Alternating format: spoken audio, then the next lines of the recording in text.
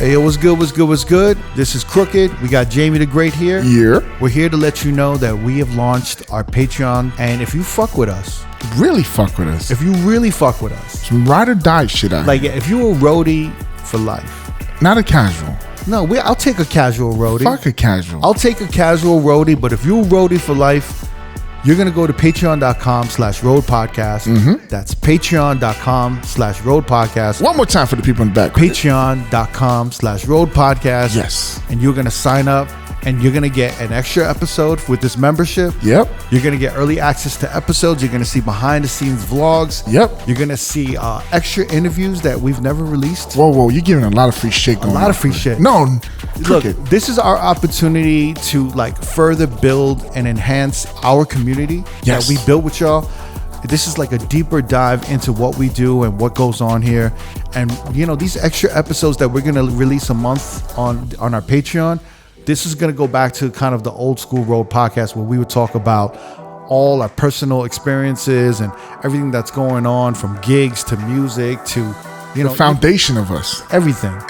So if you want to show support, go to patreon.com/Road Podcast. That's patreon.com/Road Podcast. We'll see you there. See you there.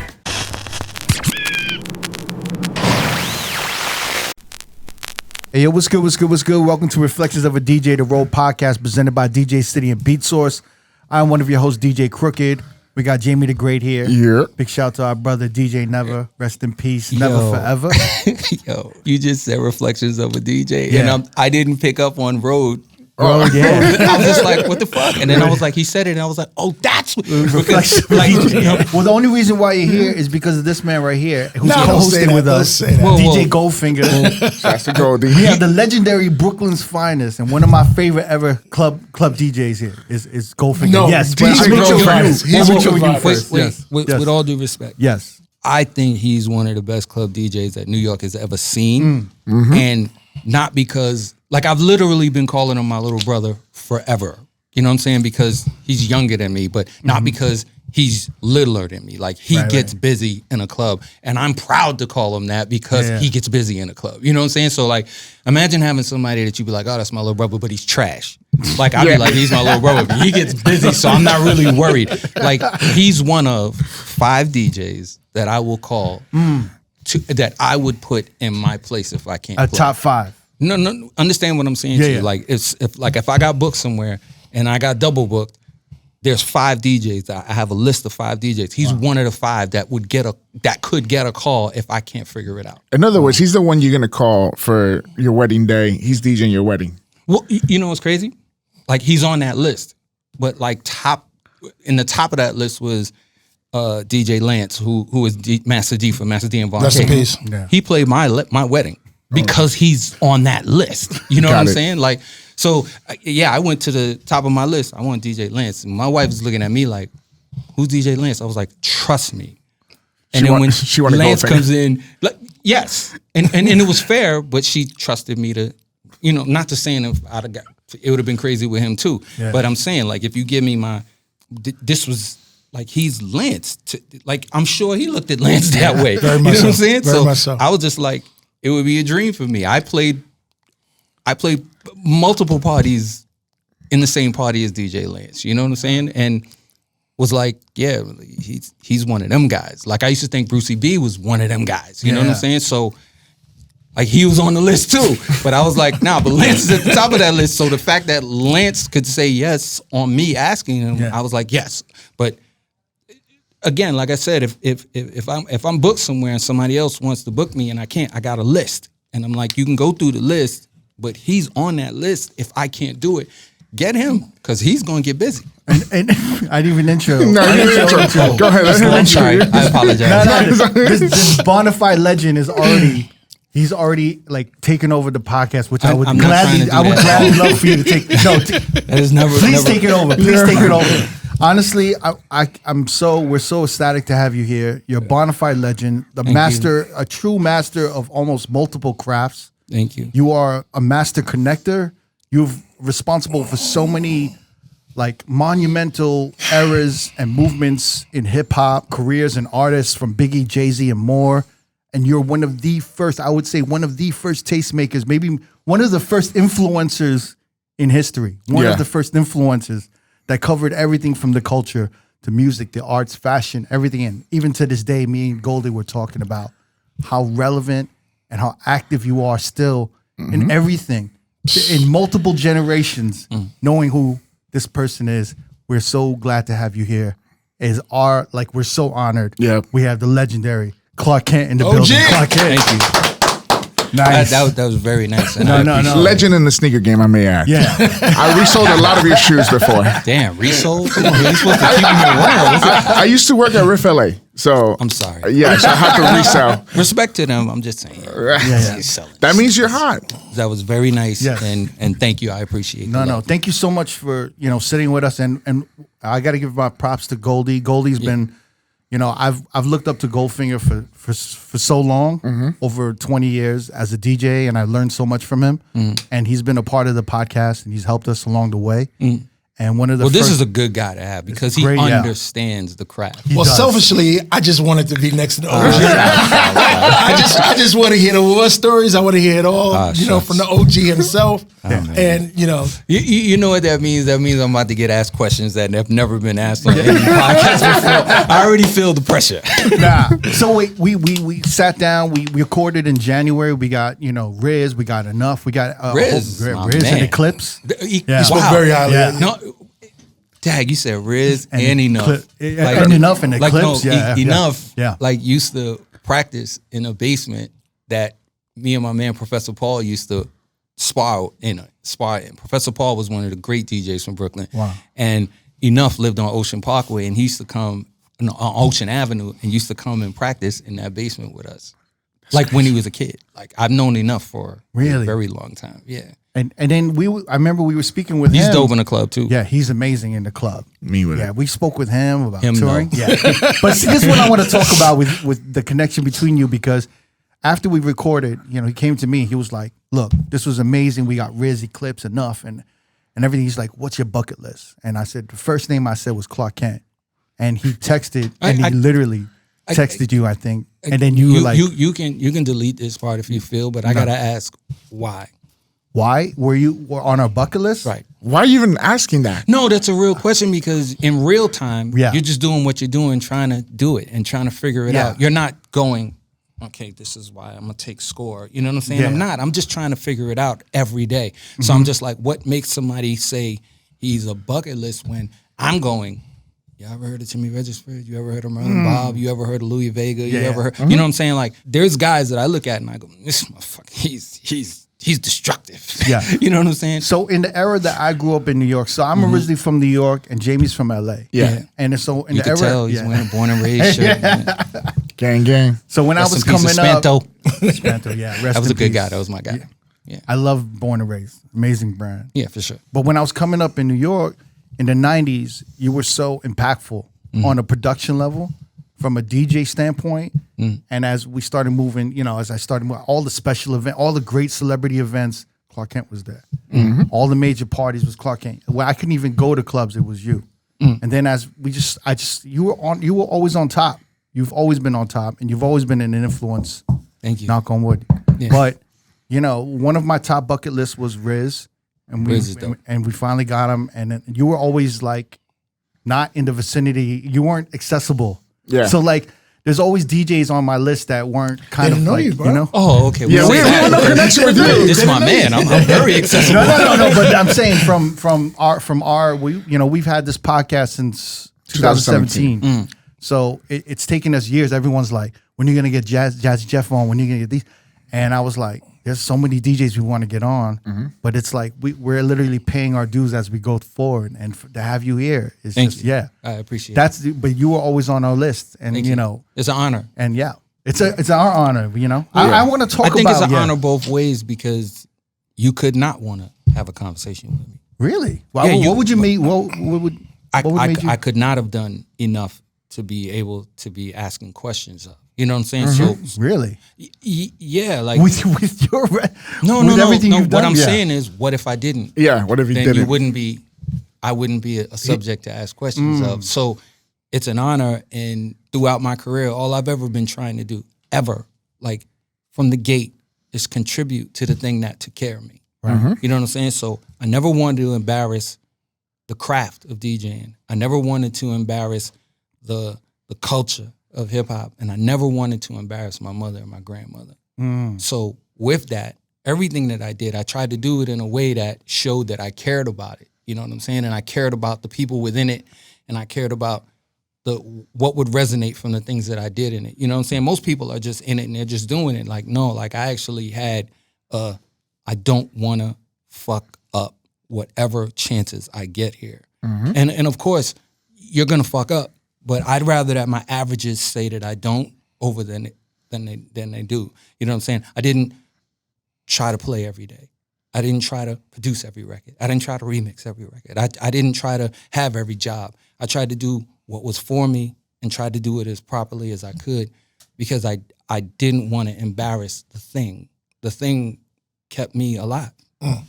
Was there any point in the beginning, this is like such a humble, like the way you talk about it, it's from such a humble perspective. Yeah, because the thing is, I understand what it really is. Like, I don't love DJing.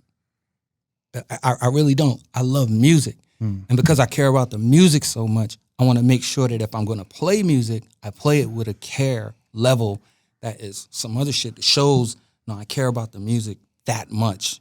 And I care about the way I play it that much. So when it's over, like when the night is over, you don't walk away going, he's a bad motherfucker. Okay, cool. If you do, that's cool too. But it was like, oh, I had a fucking great night. How do you have a great night in a club? The music has to be fucking amazing. If you don't have a great night, that's on me. So I make it my business that every time I play, I want to make sure people go, God damn. You know what I'm saying? Because what's the point of going in a club if you can turn on the radio and hear, right? When you go in the club, I got to make it special for you so that it was worth paying to go inside. That it was worth taking your time out from your day when you could just go turn on your radio. You could turn on some music in your house. Right. No, if you're coming to hear me, I'm going to make sure that you feel like it was worth it. So you've never blamed the crowd for like a bad or a potential like a difficult night. I'm going to knock on wood before I say this. Yeah. I said it to Cypher Sounds one day. I've literally never had a bad night. Really? And the reason why is because I care so much about the music that I play it with so much love that it really can't end up bad, because I understand that it's for you as well as it is for me, but it's the music first. Like, so I'm not I'm just a vessel for the music. And if the music I'm playing is great, you can't have a bad night. So I'm curious, there's never been a situation where there was like, it was frustrating. He did the same thing. Yeah? Yeah, he asked again. Like, so when I said I never had a bad night, he just was like, nah, but what if it? And I'm like, I said, never had a bad night.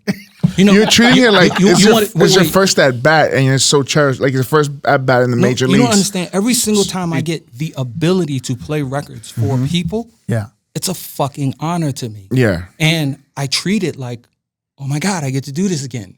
You know what I mean? And it could be somebody else. You know what I'm saying? And I've worked at record companies. That's a job, right? Okay, cool. I worked at record companies because I played records. I never quit playing records. Never. No matter what the pay was at any record company, if it interfered with me DJing at a club, I would rather quit. Because the reason I'm at the record company is because of what I did in clubs or what I do. It's the thing. The music is first. You can't be a DJ without the music. You can't be in the music business without the music. The music is first.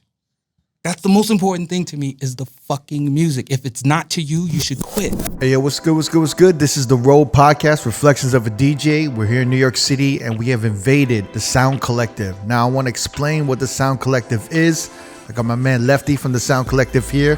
Lefty, thank you for having us and hosting this beautiful studio for us. Exactly what is the Sound Collective here in New York? Modern, state-of-the-art facility with tons of production gear. And one side of it is you can be a member and you can come here and pay monthly to use the rooms and the gear and sign out time and our space. We have a state-of-the-art studio. We have all these production stations, DJ stations, instrument practicing rooms and such like that. And you also like teach. You have like classes and sessions, right? We have intensive programs, short-term programs that people can come and take Saturday classes on DJing, production. There's like kind of a community building within where there's like DJs, producers, musicians. Up and coming producers, people honing their craft and learning, and DJs and all these things. And they come here and practice, and we have all the new gear, so they come and check that out and get familiar. And a lot of DJs will come in from out of town, be like, let me get a day pass so I can just get a refresh on the 3000s and the V10. And what's great is that a lot of our guests, everyone from like Clark Kent to the technician to like Camilo, they come in here and they're just like, holy shit. You want to play with all the gear, man? Yeah. I didn't even realize this, but you guys have like studio spaces where people can do live streams and they can do their Twitch streams. Yep. We got a whole green screen set up already, multicam, full on switcher. Like, we also do a lot of events here. We're bringing a lot of outside talent, organizations. We got a big event coming up with DJ City, Beat Source, and Serato. That's part of our family. Yeah. We did a big one last year with them. We got another one coming up. For our listeners, is there any way we could hook them up with a deal, or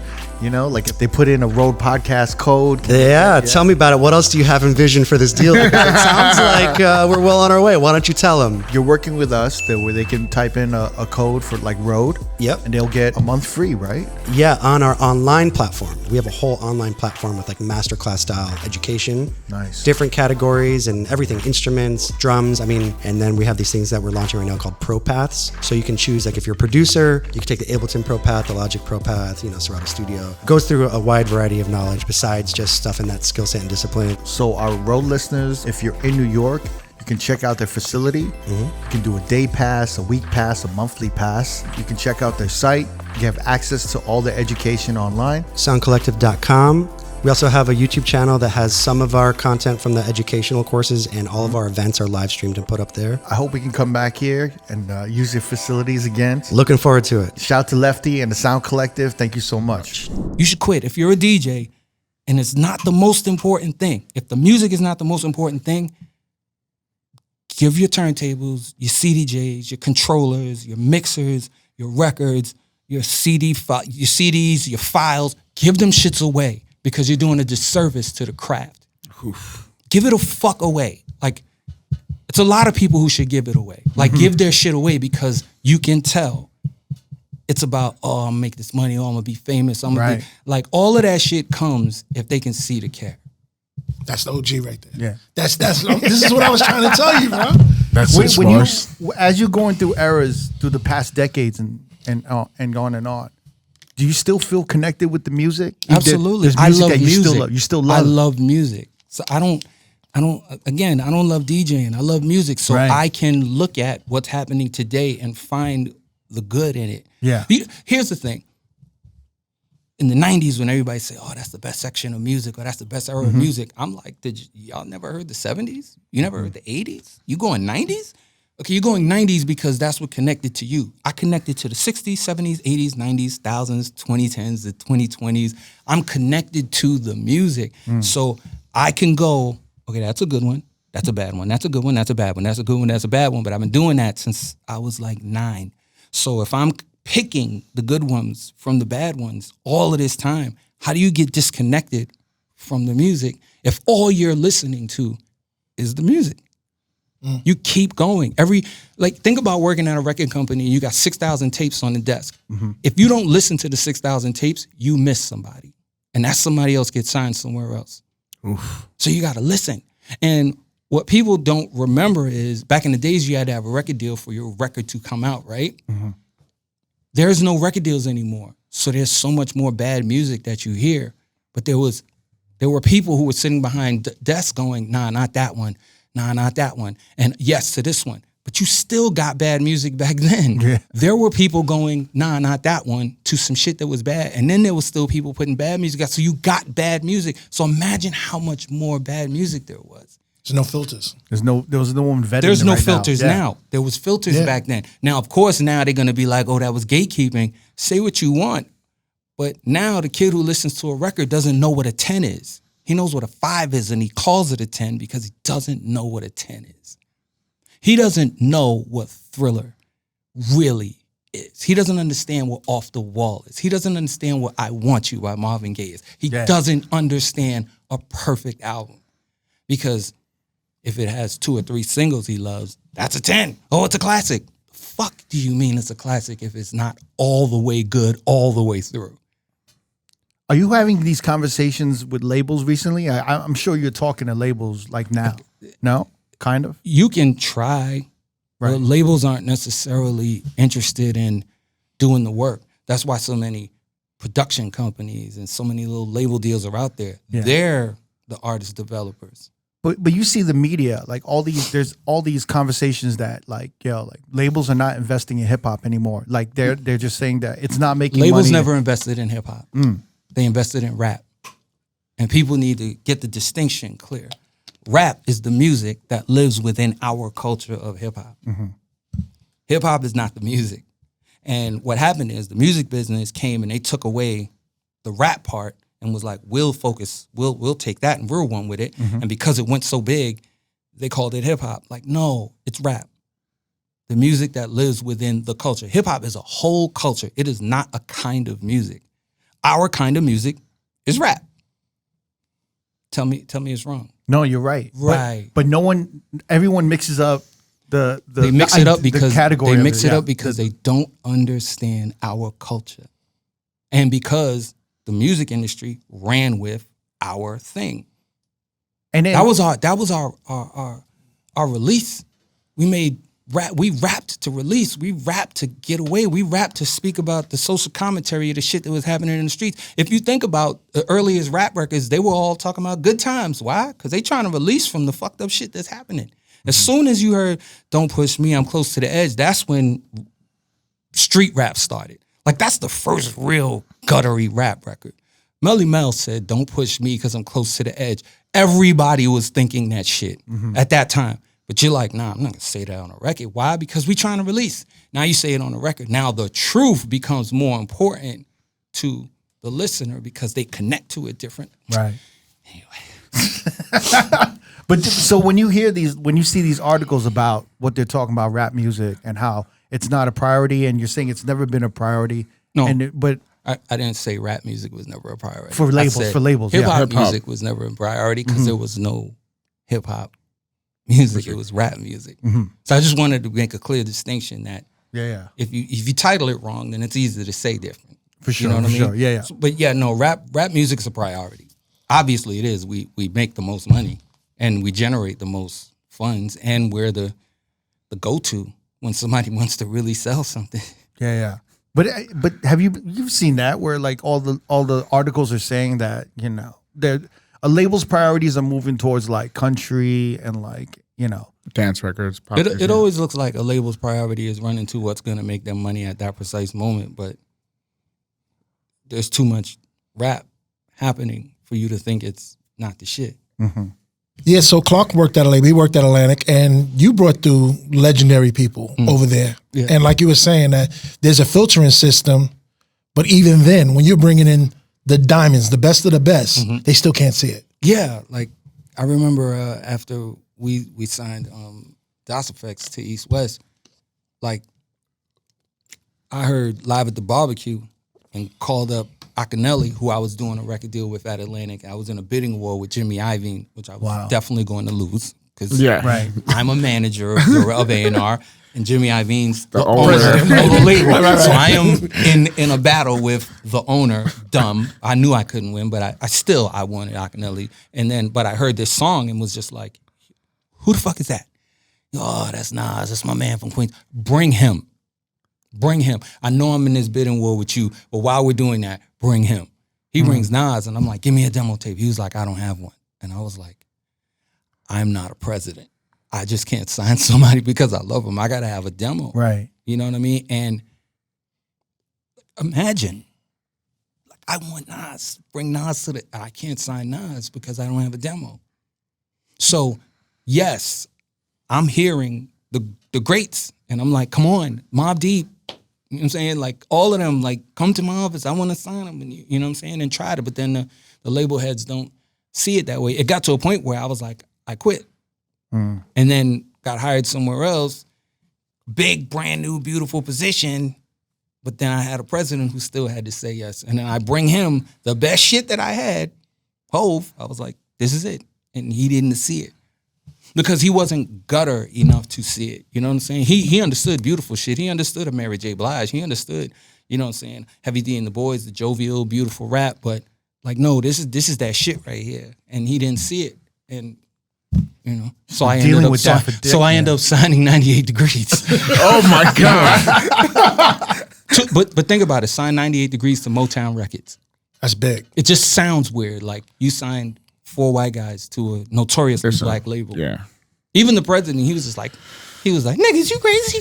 I was like, no, I said, it's all right. They're really that good. And it's about talent. It's not really about their color. He was like, nigga, this is Motown. I said, Rare Earth was signed to Motown. And he was like, Rare Earth? What the fuck is Rare Earth? And I was like, do the history. You're the president of the label. Do the history. Damn. He goes back, do the history, finds out Rare Earth is a group of white boys. I was like, all right, nigga, do what you want to do. Okay. So you've been dealing with that forever, for decades. I don't think decades. there's an A&R who wasn't a vice president or a president who didn't deal with it. You know what I'm saying? Like you should have been the head of these labels at some point. I'll let you say it. You know what's so crazy? It's like back in those days, it's a DJ that's a tastemaker that's an actual executive at a label, and he was young. So if you're younger than him, you're like, holy shit, like these the man. I think what happened with me having a job in a record company and being on the radio and playing all the clubs, it gave like it was almost like a beacon of, oh shit, you can do this. And this can be done by guys who play clubs, or this can be done by guys who select records. You know what I'm saying? So, I mean, I got in the music business because of a DJ. But that DJ wasn't playing what I was playing. That DJ was playing house and club records. That was Timmy Regisford. He told me, go work for Hank Caldwell over at Epic Records. And I went to work. I was there for the fourth day, and he goes, yeah, quit. And I was looking at him like, I've been here 4 days. You talking about quit? He's like, yeah, you're going to go over and work with Merlin.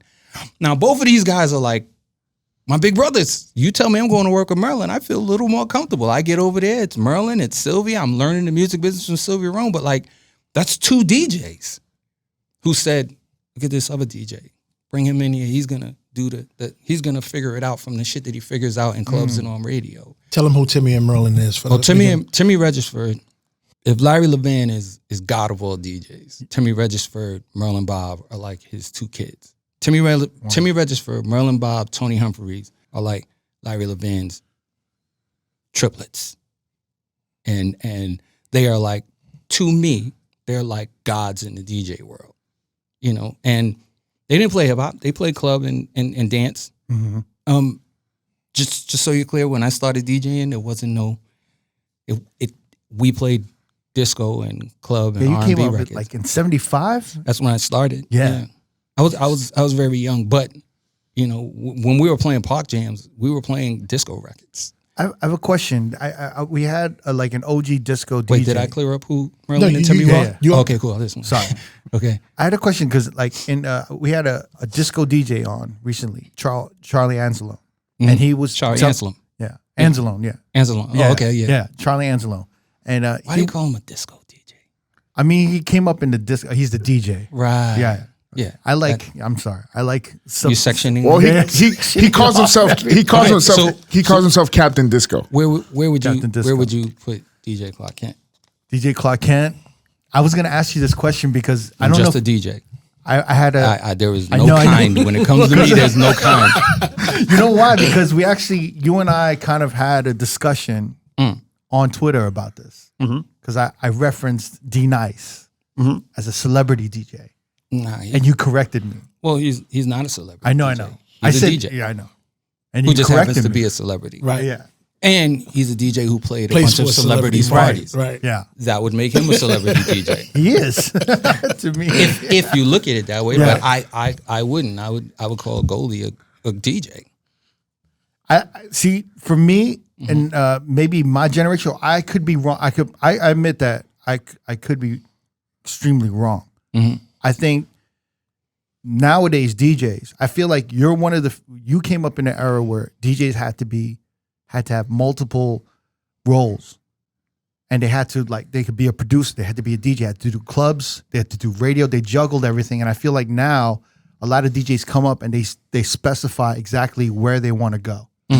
They there's DJs that are like, I'm an editor producer and I create remixes and edits, but I also kind of do festivals and clubs, but I'm mostly focusing on this. And there's club DJs that just focus on clubs, and there's DJs that just kind of focus on, but Twitch streams or whatnot. The important thing, and I think what he's gonna actually say, is that when he came up, his focus was being a great DJ and learning from the greats and being great, being proficient in that first. You know what I mean? And then everything else, if you take that same passion, you can do whatever you need to do. Like, I didn't try to become a producer.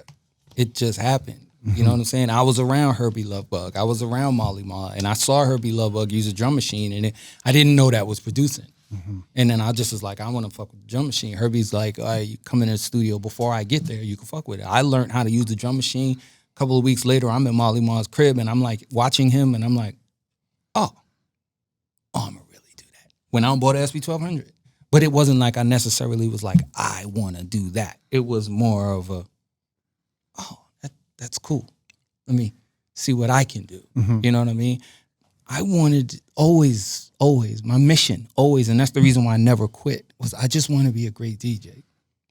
I didn't want to be a kind of DJ. I wanted to be a great DJ. To me, a great DJ can play everything, and I can play everything.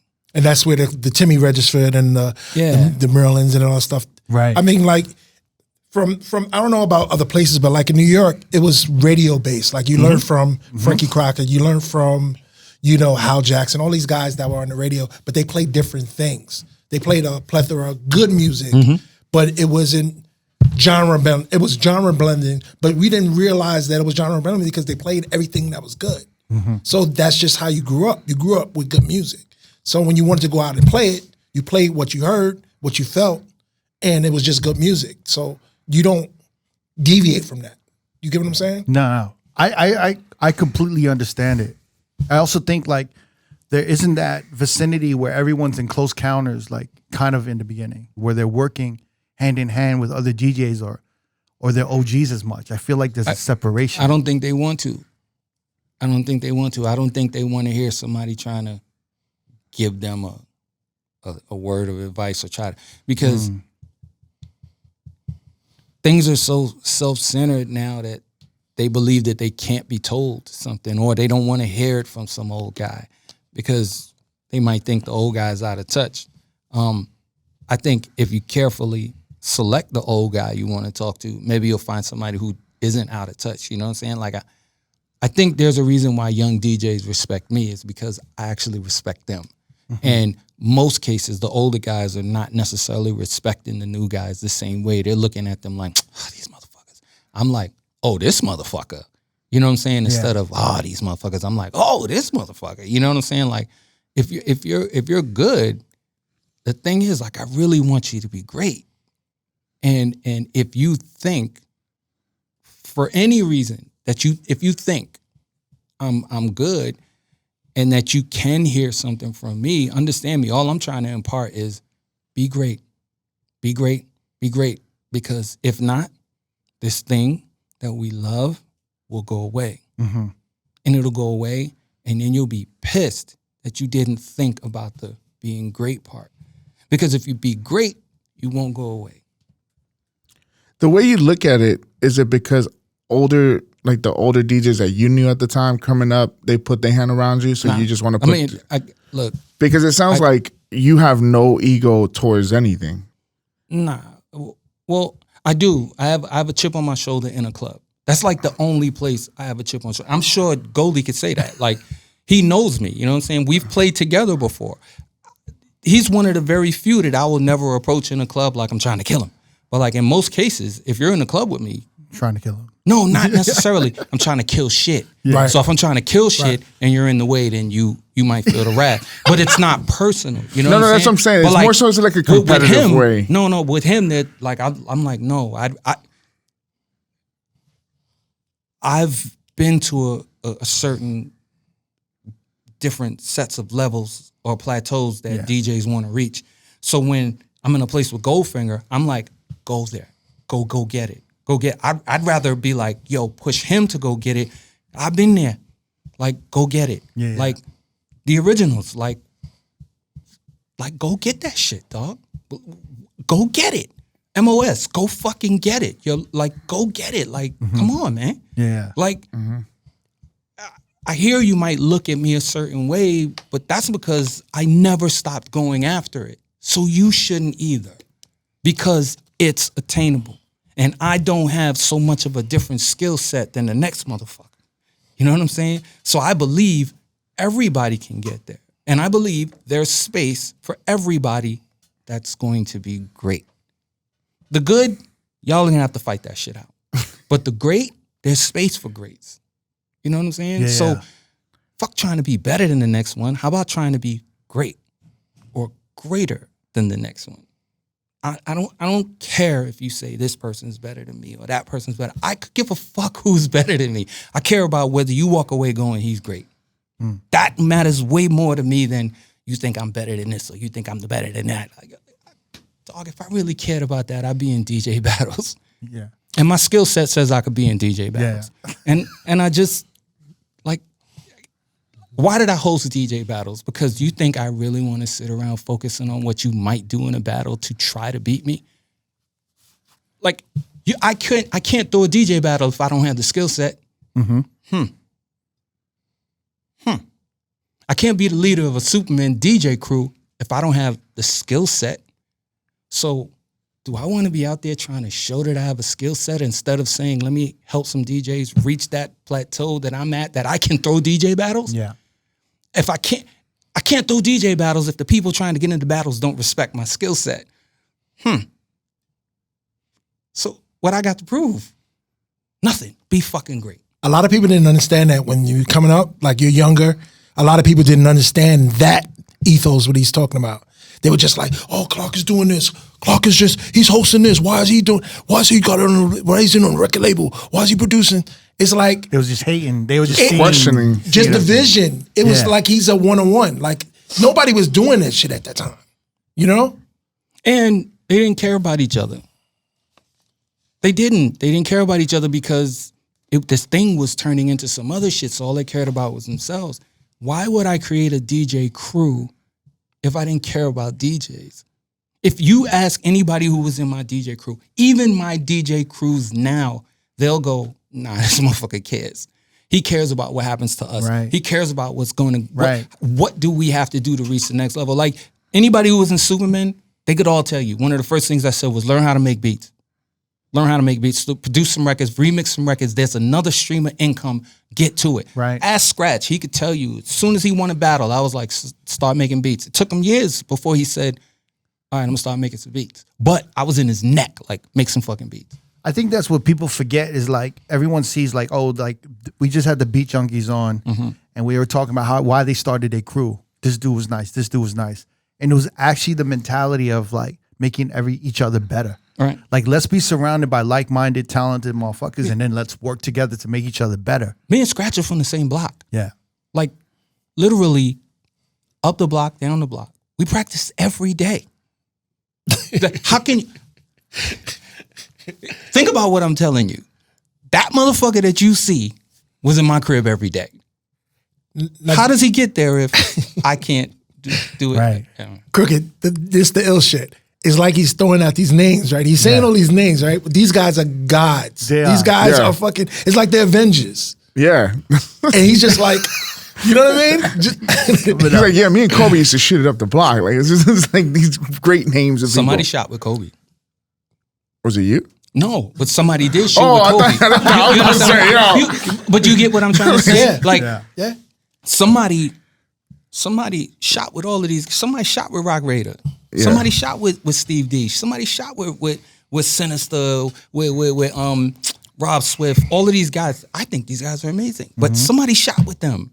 Somebody shot with Scratch and Richie Rich and Miz and Aladdin. I wanted to shoot with them because I thought there was something special about them. If you talk to the originals, they're going to tell you the shit that keeps us together is keep sharpening they fucking swords. Come on, let's go. Because we can't fall short next to each other or somebody's going to see the kink in the armor and they're going to try to go for it. That's exactly what the Beat Junkie said. And then I'm going to have to lose my shit. You know what I'm saying? Because I gotta take, if you're in my crew, I'm going to take care of you. So I can't let one of us fall. You know what I'm saying? Like when I watched Goldie put together the dudes around him, I was like, oh, they better know that they can't fuck with Goldie. And they couldn't. They still can't. Brooklyn's in the house. Be careful. No, I'm just saying it's dude, man, it's different. I keep it it's super different, funky man. about it's the DJ super thing. funky. Like this, super funky. This dude Wait, right can we hear how when y'all first met? He was in a record store. Record store at Beach He Street? was at Beach Street. Yeah. You know what? I'm gonna tell you when I first met you. I first met you in a record store. Which one? Downtown Brooklyn. Downtown. Oh, wow. And you had the fucking 4-finger Tony ring. Yo, I'm telling you, man, it's like this is like you're meeting, you know how they say don't meet your heroes because they're usually assholes? Nah, it's a totally different thing. I'm seeing Tony in the store with the ring and the fucking high top and the jewels cutting up. I remember the mix you did. You did fucking De La Soul and you was blending it with BB and CC Winans Heaven and killing this shit. Heaven was perfect. Killing it. Yeah, I'm telling you, I'm seeing this as a kid because I was always around record stores. Yeah. And then I'm seeing Clark Cannon there. And then he's talking with the guy that's behind it, and he's telling him about NWA and Eazy-E. Like, oh shit. And I'm pretty sure you don't know this stuff because I'm telling you from my perspective. Yeah, but he's like, yo, these niggas right here are crazy.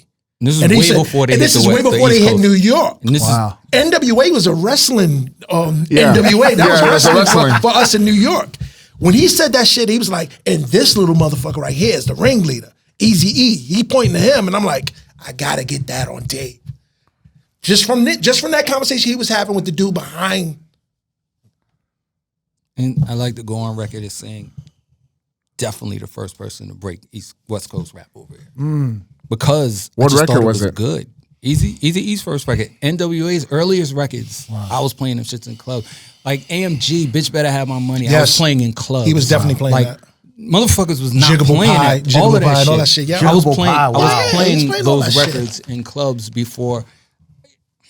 And it's not even talking about the radio. Wait. I used to play at World on Wheels in LA. No way. Yeah, Julio G and Tony G.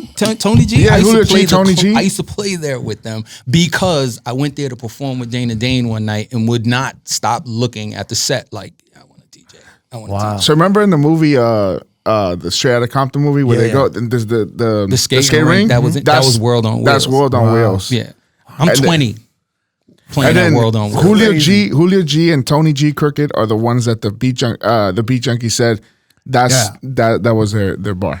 That was the fountain. Wow. And yo, what youth fucking fountain are you drinking from? you look amazing, my man. Look, sidebar, just be happy. Just be happy, yo. Don't let the ignorance and don't let negativity invade your cipher or you'll get old real quick. Just be happy. For real. Be happy, man. It's also, you have such an authentic, like, sincere energy. Yeah. Where it's very earnest. No. And it's like, how can that people have to reciprocate that back to a certain degree, right? They don't have to. I don't care if they right. do or they don't. And that's another part too. Like a lot of people take score what the next person's doing to them and that's how they treat them. No, if I keep being who I am in all situations, it's going to work out better for me than for me to be like, I'm not fucking with this motherfucker because he did this. Like, that's you, dog. That's you and your demons. You got to deal with that shit, not me. You're going to have to answer to that shit at some point. Right. I'm going to have to answer to how I reacted and how I move. So what the next person's going to do can't control my shit. Otherwise, that's a lot of wasted time. And I don't have that time. You know what's funny? I grew up in the LA area and we were big on the sneaker culture, and you're a big, big, big person in that. And now that you mention it like that, at every sneaker show I've seen, or Perfect Pair, or anybody that I know that's big in the sneaker culture always talks about you in a certain level where it's genuinely the most up love and respect for you. Well, and then when people would come up to you in sneaker shows that I would see, because usually I was a vendor or something, you would always shake everybody's hand. And like you show love. I think you sign your own sneakers and stuff like that. But it's always been like such a respectful way where you didn't try to make them feel less than what you are. Well, here's the thing. Everybody's a person, right? Every single person's a person. And everybody has a thing that they do, right? So if you get enamored by the thing that I do, that's almost like an honor and a blessing. So if I can't treat you with respect for showing love for the thing that I do, then I don't deserve it. And if we're in a sneaker show, like, motherfucker, it's sneakers. I'm a DJ. How did I get here? How did you get to Nike, by the way? Real quick. Anyway, but think about it. How did I get here? Like, how did I get in the middle of some shit that people are calling a culture, which is not? It's a fanaticism. Sneakers are clothes. It's just clothes to me. And for me, but again, I'm old too, so let's not get that confused. Yeah, I was gonna say. It can't be a culture to me because everybody wears sneakers. So I'm not gonna be like this sneaker culture. I'm gonna be like sneakers are clothes and clothes live within cultures. Anyway, so the thing is, you want to show me love because of sneakers? Who the fuck am I to not show you love back? Like, it's sneakers. When all I'm trying to do is be a great DJ. But on the side, you want to show me love for sneakers? Bet. Let me sign whatever you need signed. And because I like sneakers too. So we're all here for the same damn thing. I want to cop. I want to see some shit that I ain't seen. Yeah. I still get excited about the ability to actually wear something that's going to be fresh. That's the difference between me and a lot of people. I actually want to wear the fresh shit. I don't just want to have it. You know what I mean? I'm trying to wear it. Yeah, because I was telling Crooked, I was like, I don't think I've ever seen a 112 sneaker sit. I hope not. I never seen it sit. But do you know why though? It's because I literally, truly believe that when I'm crafting for it to be worn. Yeah. And I want people to wear it. I don't want people to be like, I'm going to put it in a glass case and I'm going to sell it for this money. None of that shit matters to me. What matters to me is, do you think it's fresh? Because if you don't think it's fresh, then I failed. And I don't want to fail. No, yeah. You know what I mean? Like, that's big. Yeah, because I mentioned earlier, we used to resell, or they probably still do, when I used to work at Riff, we used to resell your dunk at a high level when dunks were not hitting for that high level. There was a few, like the Heinekens, the Newcastles, the What the Dunks, and your shoe was up there. That dunk was up there. Thank you. So to me, it's like that 112 silhouette, and it's a specific silhouette. We'll put a picture up here. Colorway. Colorway, right. Sorry. That's a colorway in the brand. Yeah. Like, no one can do it. It's a Volt gray elephant print, and it's Volt. It's a metallic 3M and black nubuck and elephant print. Yeah. And neon, and that combination can't be done on another shoe inside of the brand unless it's a 112. Yeah. Which is pretty cool. How did you link up with Nike? I always had a lot of sneakers. Always was on some Be Fresh shit. Like you could tell he's on it too. Like all this polo. Like that's Nah. This is the example. This is the example. This is the ATF. Okay. This is the ATF himself. Yeah, this is the example from Clark Kent. Okay. It's like, this is what I'm talking about. Yeah. We grew up wanting to be fresh. And in the hood, a brand new pair of sneakers is like a car. Because when you're it's a different feeling. When you're super young, you can't afford a car, and then the older guys in the neighborhood was like superheroes to you. Especially if you come from a disenfranchised neighborhood where there's no fathers. I ain't had no father. Like, so I would look at the older guys and try to figure out what was making the girls like them or what made people think that they were cool. And I would always think, it's gotta be the way they dress. And then I was just like, I want to be fresh like that. You know what I'm saying? And I learned how to figure out what being fresh meant. Like, I understand you could wear a white t-shirt and a pair of blue jeans every day if you got good sneakers. If you got a different sneaker, that same goddamn uniform will look different with a good new pair of sneakers. And so I believe every outfit starts from the bottom. Yeah. So once it starts from the bottom, man, you have to figure it out all the way out, right? So in our neighborhood, I just wanted the older guys to be like, look at this, he got. And when I got a pair of Pro Keds, older guy on the block named Ishmael, who was a leader of the Jolly Stompers back in the days. Oh, sorry, that's Brooklyn history right there, Jolly Stompers. He was from my block, and he came outside, and I had on a pair of Pro Keds, and he was like, look, little motherfucker got Pro Keds. I was like, oh, shit, I've done it. The hood has seen me, because he's protects the whole hood. He's like, hey, where you get them Pro Keds from? I'm like, now I could stand in the middle of the conversations with the OGs, because I'm just like, they recognize that I have Pro Keds. You know what I'm saying? It's just what happened. You know what I'm saying? So being fresh was a thing. So like getting to the brand was because I had so many sneakers and so many Air Force Ones, because those are my favorite sneakers. Like the talk was around, you know, and this is like in the times of Nike Talk and all the websites and all that shit. Right. So the talk was, and I was never on Nike Talk. I tried to get on Nike Talk and never got on Nike Talk, which is wild, because I'm like, why can't I be on Nike Talk? They just refused me. I don't know why, but still, fuck it. And the talk was, you know, Clark got a lot of sneakers. And then when they were trying to do the 25th anniversary, they were like, we got to go chase all the Air Force Ones for 25th anniversary. And I had most of them. Wow. So they came to me and was like, can we borrow for this exhibit? So they did. And then we got into a conversation one day. And the conversation I was having, because I was so excited to be talking about this sneakers and shit. So they were like, whoa, wait a minute. Because I came up with a few ideas in this one conversation. They were like, do you have a lawyer? And let me say this. This wouldn't have happened if the person who was at the meeting wasn't there. They just would have took the ideas and ran with it. Right. Because that's what brands do. They will let you go off.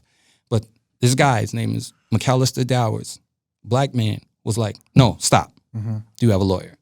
And he, in that one moment that I didn't even realize until maybe like a year later, he protected me from how the shit goes down. And I learned, like, oh, protect your intellectual property in that moment. But I didn't figure it out until a year later. But I had a contract, and I had a good contract with the brand to build a store. It wasn't even to work on sneakers. Like my first meeting, I'm just like, can I make some sneakers? And they were looking at me like, that's not what you're here for. And I was like, what the fuck? I want to make shoes. For the whole meeting, I'm just like, 20 minutes will go by. Can I make a sneaker? 40 minutes. Can I make a sneaker? Can I make a sneaker? To the point where one of the persons who worked there kept tapping me under the table like, this isn't the time. This isn't the time. And I'm just like, what the fuck? I want to make. So the meeting's over, and I'm like, can I make a sneaker now? And he says, let me take you over to somebody. And he sits me with somebody. And I go, this is what I want the sneaker to look like. And the guy was like, he put the sneaker up on the screen. And he was like, this is really good. And then he calls in somebody else, and they're like, oh, no, that's pretty good. What would you do to this sneaker? And I'm like, that's my second favorite sneaker. This is what I would do with these colors. And they were like, well, what would you do to this? And I was like, because it was a sneaker that I didn't like love immediately.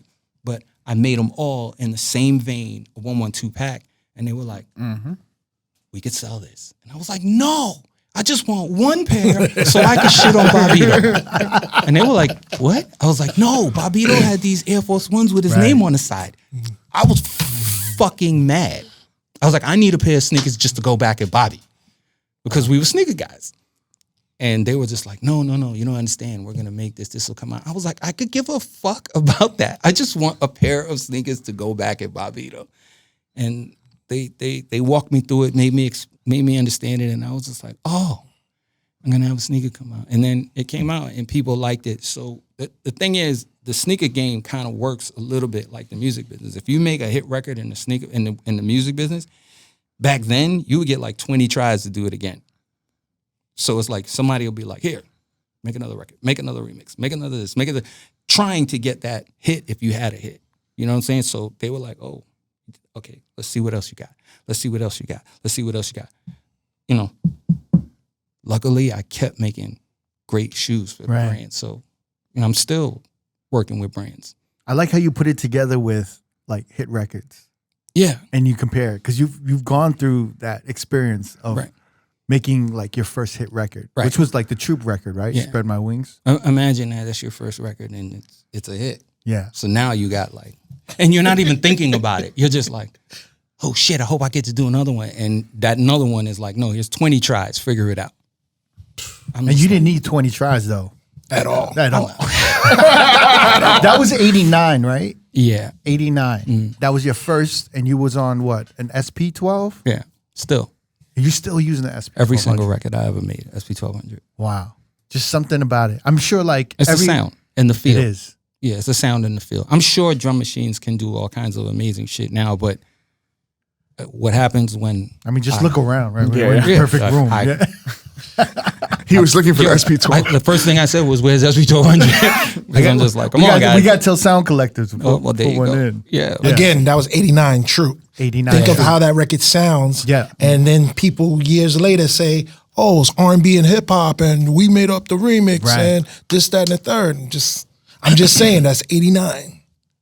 Let's be clear. And that ended up being like there was a remix, but it was like their main single for that It song. was a remix, but Yeah. it became the video Yeah, version. became the main single Yeah, kind like of. yeah, Yeah. It was a little controversial within the the scope of the song.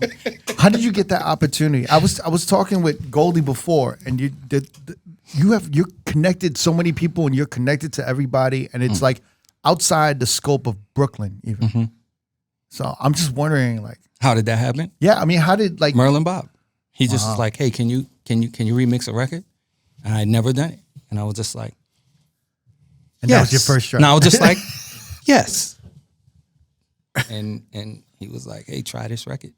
And did you make that on Dana Dane's SP12, or did you? No, I was my 1200. That was the No, one no, you no. It bought? wasn't my 1200. It was the 1200 that was rented for the studio. Oh, But I had a SP1200. you did because Yeah. I think you had a story where you were using Dana Dane's, right? Yeah, when Dana Dane got a 1200 like before me. He Yeah. got a 1200 when Herbie had a 1200 in the beginning. And I would be like, let me get that. Let me bring it over to my crib. And then it would be for a little bit, but then I had to give it back. So Right. once I sat in the studio with Herbie is when I was like, oh, no, I'll go buy my own. So I bought my own, and then things just started to slow That's like 86, ding the ding. Yeah, 86, 87, Dana Dane. 86. This is how long this guy's been in the game. the game. Like just out, just beasting Outside. outside. Were you always connected, like in the clubs? Well, you have to understand the game Yeah. was a lot smaller back then. Right. So if you made it to a certain level, like you were pretty damn connected. You were inside. Yeah, I was. Yeah, I was inside. So what was? I was trying to ask Goldie this. I said, what was the change? So in my head, I thought you linking up with Dana Dane was opening the door and getting inside, but he was like, no, it was way before. No, you have to understand. Yeah. When I met Dana Dane, I was DJ Already Clark inside. Kent. I was Yeah. DJ Clark He was Kent. already Clark Like, Kent. you have to understand. Like Yeah. I'm doing an event that Dana Dane is doing his first show at. Right. So then he asked me to drop the record for him. Once I did, Same. he went back to his DJ and it didn't work out. So he called me. He was like, yo, man, what you did that day was great. Would you want to do this? Right. I was like, let's try it. But I was already being DJ Clark Kent in the club. So then my question. So he, yeah. we kind of won for each other. It wasn't like he came and got me and pulled me up out of the ground. Yeah, right. And I Yeah. didn't pull him up out of the ground. We were like here. You know what I'm saying? Like I'm one of the DJs who's first at playing his record. So it's just like we're here. Right. You know? So like, what was the turning point? Would you say from being like 75, you're young and you're DJing and you're learning, and then all of a sudden 78 or 79, break beats start coming into the play and into hip hop and DJing. What do you think was the opening of the door that allowed you in? Inside. Grandmaster Flowers, he was playing at Lincoln Terrace Park when I was 11, and Pete DJ Jones was with him. And Pete DJ Jones knew my uncle, whose DJ set I learned how to play on. And he was like, that's the young boy from up the street who be playing records. And Grandmaster Flowers gave me a shot. I'm at 11. And Did you have a DJ name back then? No. Nah. But, kids around the way, I mean, the older guys, I wore glasses, so they made fun of me and they called me Clark Kent. And it's funny because like it was never my first DJ name. It's just that it just stuck. So later on, it was just like, well, all right. That's kind of how like nicknames happen, right? Like, Yeah. Yeah. You never give yourself the nickname. Like I People had the just gave it nickname to you. before I touched Yeah. the turntable because I was just this dude with the stupid looking glasses. We When I just was a- thought his name was Clark Kent. We were like, yo, that's Clark Kent. That's his real name. Superman. That's That's his Superman. real name. You'd be surprised how many Yeah, people man. thought it was my real name. Really? Yeah. Yeah. Yeah, Real they- shit. a lot of people thought it. And I Real was just talk. like, that. But I'm looking at Superman going like, who the hell names their kid that? You know what I'm saying? Yeah. But So they you were got making you got fun your of me. first shot at Yeah. DJing. Yeah. And to me, it was here's what happened. He was like, go ahead, you could play a record, pick a record, and you could pick a record. But I picked up like 30 records. And he was just like, you know all of these records? And I'm like, yeah. And he's looking at me like he's not scared. And I'm like, no, I want to do this. So he lets me play a record and he goes, keep going. Keep Wow. going. So I'm at a park jam at 11 playing records on Jesus Christ's DJ set. Yeah, think about that because that's Grandmaster Flowers. That's Grandmaster Flowers. That's He's the first Grandmaster. The first Grandmaster who played at Yankee Stadium in 1969 for James Brown. for James Brown. That's crazy. But he's like, I'm DJing And then Pete on- DJ Jones is like the Yes. club dude. Yes. The club dude. And they're homies. So that's, just like this, like, just putting it into perspective. Yeah. So and as soon as he said, just keep going, Yeah. it was a wrap. That was the changing point. Yeah, I went home and I told my grandmother after she Wow. proceeded to ream me because I'm 11 and I'm outside. Why you till outside, like right? 10:30 Exactly. at night. She's like, I'm gonna be a DJ for the rest of my life. And she was like, as long as you finish school. And I was like, that's it? That's easy. So So the block was everyone was talking. No. After that, nah? no, it didn't matter. But that planted the seed no, inside of you. that's when I knew, You yeah, knew, this is it. I have to do this. No choice. Wow. No choice whatsoever. Stole turntables, did everything. Heard I'm about gonna- that. I heard about that story. Yeah, let's just, I'm embarrassed my family with that. Anyway, fuck it. But it was I mean, everybody did at that time. it was You know what I'm necessary though, right? It kind of I mean by any means necessary.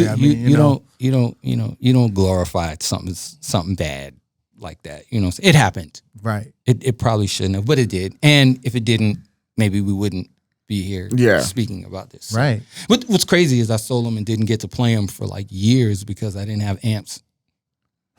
Imagine that. Right. That's crazy. Right? He just had the turntables. No, that's how stupid it was. Were they Technique 1200s? No, it was Nah. 210s. Oh, even better. Yeah. Well, at Wait, that no, time, no, at I'm that thinking time, the 1210s. I'm sorry. oh, not Oh, no. 12s. Oh, yeah, yeah. 210s. The 210s. Yeah, they were predecessors to B1s and D1s. Yeah. Wow. Yeah, That- it was, so- it was a long time ago. So wait, and then after that, Yeah. you were like, I have to. It's funny 'cause I- yeah. At some point, I got a Clubman one-on-one mixer, and then later on gave it to Scratch. And that was Wow. Scratch's masterpiece mixer. So you guys just grew up next to each other? Or No, like- we were up the block from each the other. block, yeah. Yes. No, he Scratches at Miles all the time. Wow. I'm Yeah. trying. I want the timeline because I feel like there's. We're like, talking 70s. 70s. Like, I've known Scratch since. So when this happened, what year was it? When what happened? In when the park?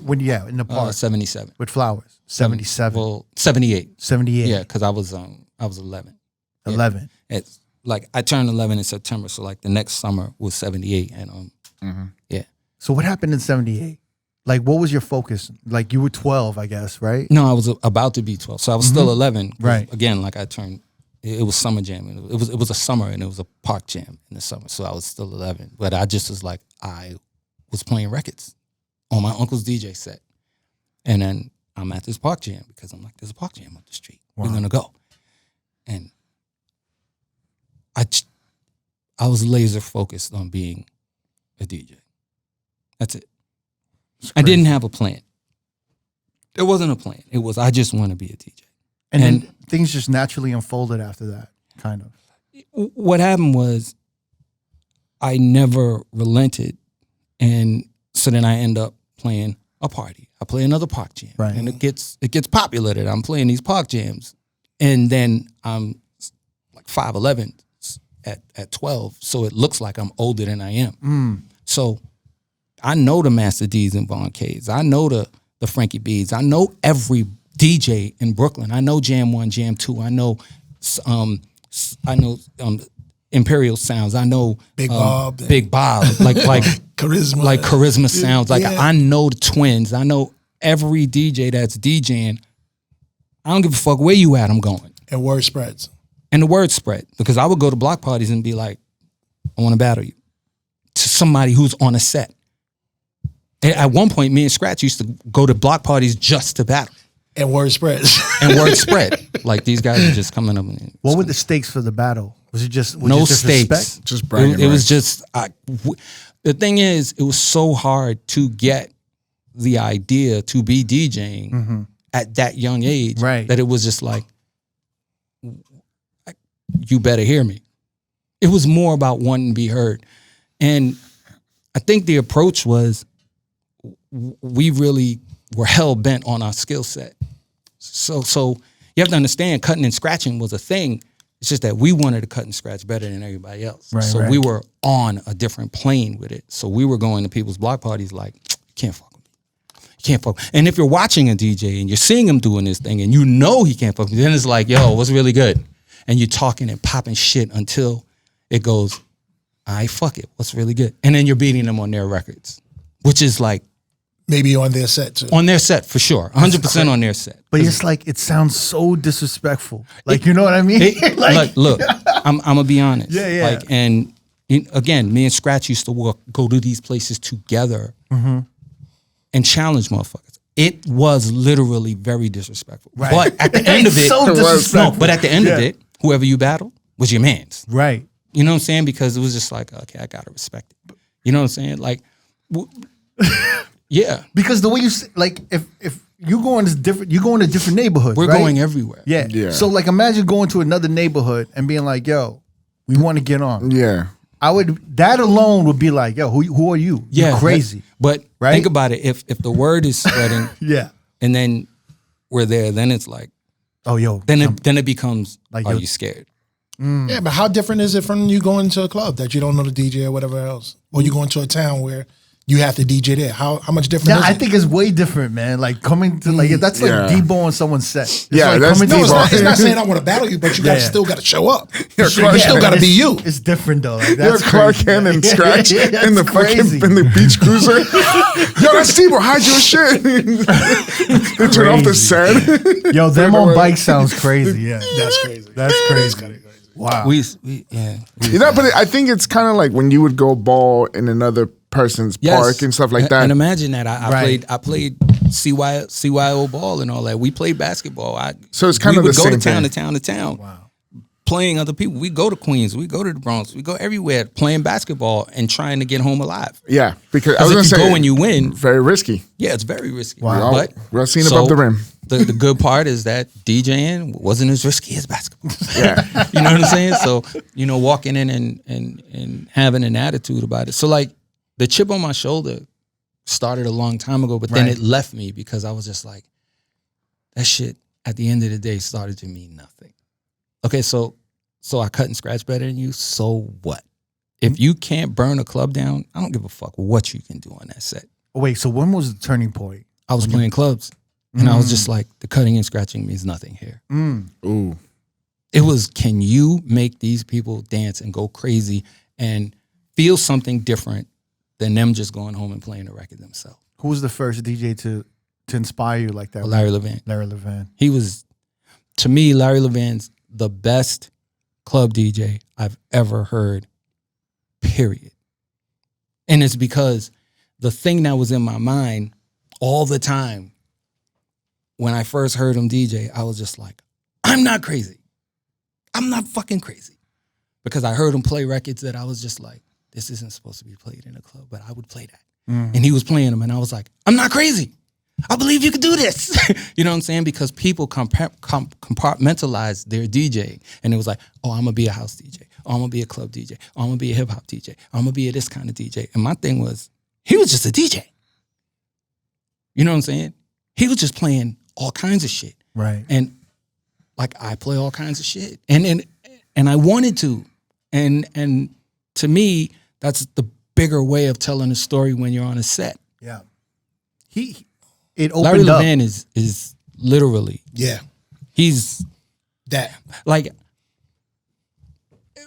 when we talk about DJs, right, and then you start putting names to who's this and who's that, who that, everything is under him. You know what I'm saying? Everything, to me, everything is under him. Like, don't talk about him. Like, separate. You know, like when people talk about rap now and they separate Hov? Yeah. It's like, you can't talk about Hov. Like, whatever we're doing is nothing compared to what this guy does. Like, that's the way I look at Larry Levan. Like, no, he's separate him. Don't try to mention him. You be fucking lying if you try to mention him in the same sentence as another DJ. No, there's him, and then there's the rest of us. You call Larry in his prime too. Oh yeah, nice to be in his booth. I got Larry records in my house. I got Larry Reel to Reels in my house. Like I'm like a Larry Levan like fan. Like I've heard Larry Levan spin. I've been at places where he spun before, and it's like an experience. Yeah, it's like you changed when you hear him. So you was at Paradise Garage, all that. Oh hell yeah! I was too young. You were. I was too young. How I was caught him it? at the shelter. I caught Larry Levan at the shelter with him, Timmy, and all those guys. Insane. Kenny Carpenter. What's funny is I'm the DJ who played at the shelter that you would be like, nah, he's not playing at the shelter. So Goldie was telling me you're one of the few DJs, or like I don't know, was it at the time? Merlin and Timmy own the shelter. Okay. So, but you would do multiple parties a night. Yeah, And then you would do a hip hop party, and then you do a house party. A house party. Yes, See? yes. Like I'm telling Which you, is unheard of.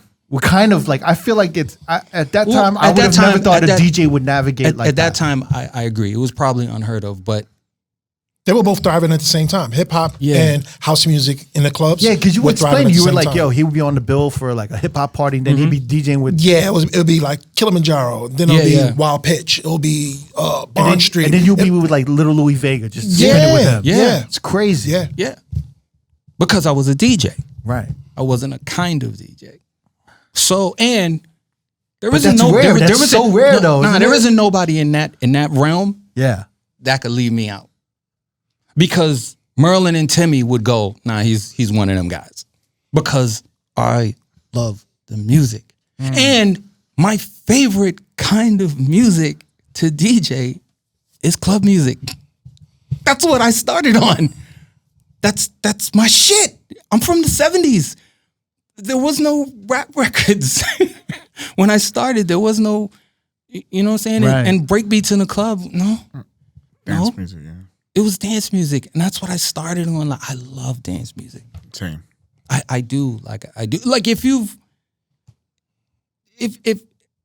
remember when COVID hit and everybody was getting online and they were doing, like, I probably did one hip hop set. Every other set was just That's music. facts.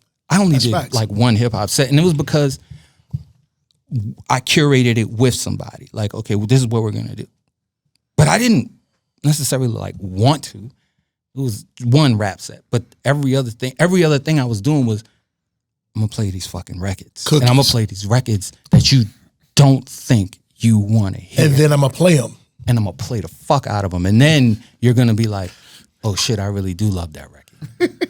Oh shit, I didn't even know I love that record. Right. God damn, he turned me on this. I never even heard that record. There's people who still see me and be like, yo, it's this one record that you played. I never heard of it, but it's like my favorite record now. That is the Grammy.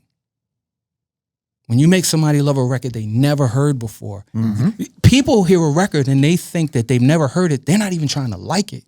They're like, I'm gonna flip off because somebody. But if you play a record properly that they've never heard before and they walk away going, that's that shit, that's the Grammy for a DJ. Right. That should be the Grammy for a DJ. Playing records they ain't never heard and making them go, that was fucking great. Or they associate you with that record. Yeah. Right. Every time that's Clark's record. Yeah. I associate, that Shaka Khan. I know you. I love you. That's what I associate with you. During Kobe. the pandemic, Yeah. I was associated for a gospel record. A gospel record. But Tell them what the record was. Stand on the Word. Like heavy record in Chicago, but only in Chicago. So you didn't know it until like during the pandemic. I was like, I'm gonna bang this in every set. It was almost like, here's his theme record. And people are still like, that gospel record, that gospel. Nah, I play it anywhere I go, and people are just like, yeah, that was that record that fixed me during the, you know what I mean? That's interesting that you bring that up. That a really good DJ that breaks a record in a club environment that no one has ever heard before changes the scope of like what could be played in a club.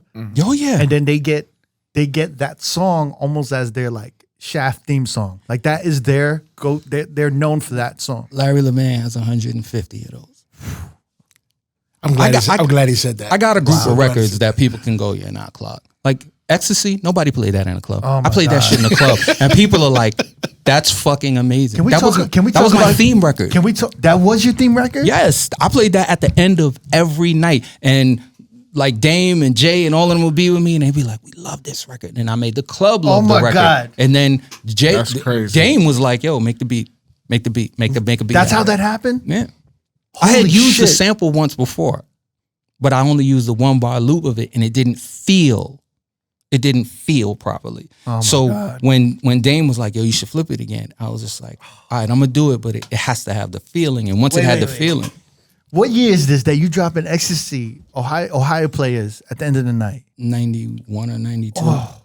Yeah, like last song. Yeah, everywhere. I mean, this is before I met Dame. Like this was my "I'm gonna end the night" record, and people would wait for it. Can I tell you, like Brooklyn's Finest, that record?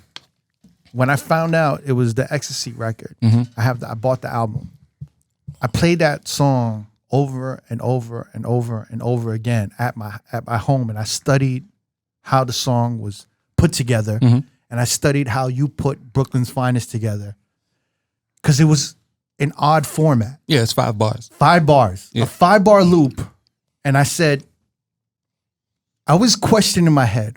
Why did Clark leave the extra bar in there? It could have been a 4-bar loop. No, it couldn't have been. It wouldn't have felt right. It wouldn't have felt right, but that extra bar made the whole song. But it also made it kind of like a logistical problem. A little bit. You know what it is? Only for DJing. See, if you think about it, a 5-bar loop, like a 5/4, actually comes back as a circle. Do you know what I mean? At 20 At bars. 20, yeah. at 20 at 20 bars. yeah. But that's a long time to mix it. But I'm sorry. I just want to get this off because I want to show how genius the producer side, the mind to put this song together in my head. That I was thinking, because I was like starting to learn how to make beats, and I was studying. Everything's a 2-bar loop, 4-bar loop. This is 5-bar. So not only is the loop 5 bars, there's an extra bar. Now I have to explain to the rappers that they have an extra bar. And what are they doing that extra bar? And they're going back and forth. And only masterful lyricists or rappers could effectively take that extra bar and make it dope. See, without sounding uncomfortable. You know what I mean? This is why Jay-Z is like literally the GOAT. Yeah. Every time that bar, that extra bar, every time you hear the extra bar, right? Yeah. Every single time, the transition, he wrote it. You get what I'm telling you? That's what I was so wondering. Even though it was Biggie rapping, that transition, in those 1 bars, that's Jay-Z.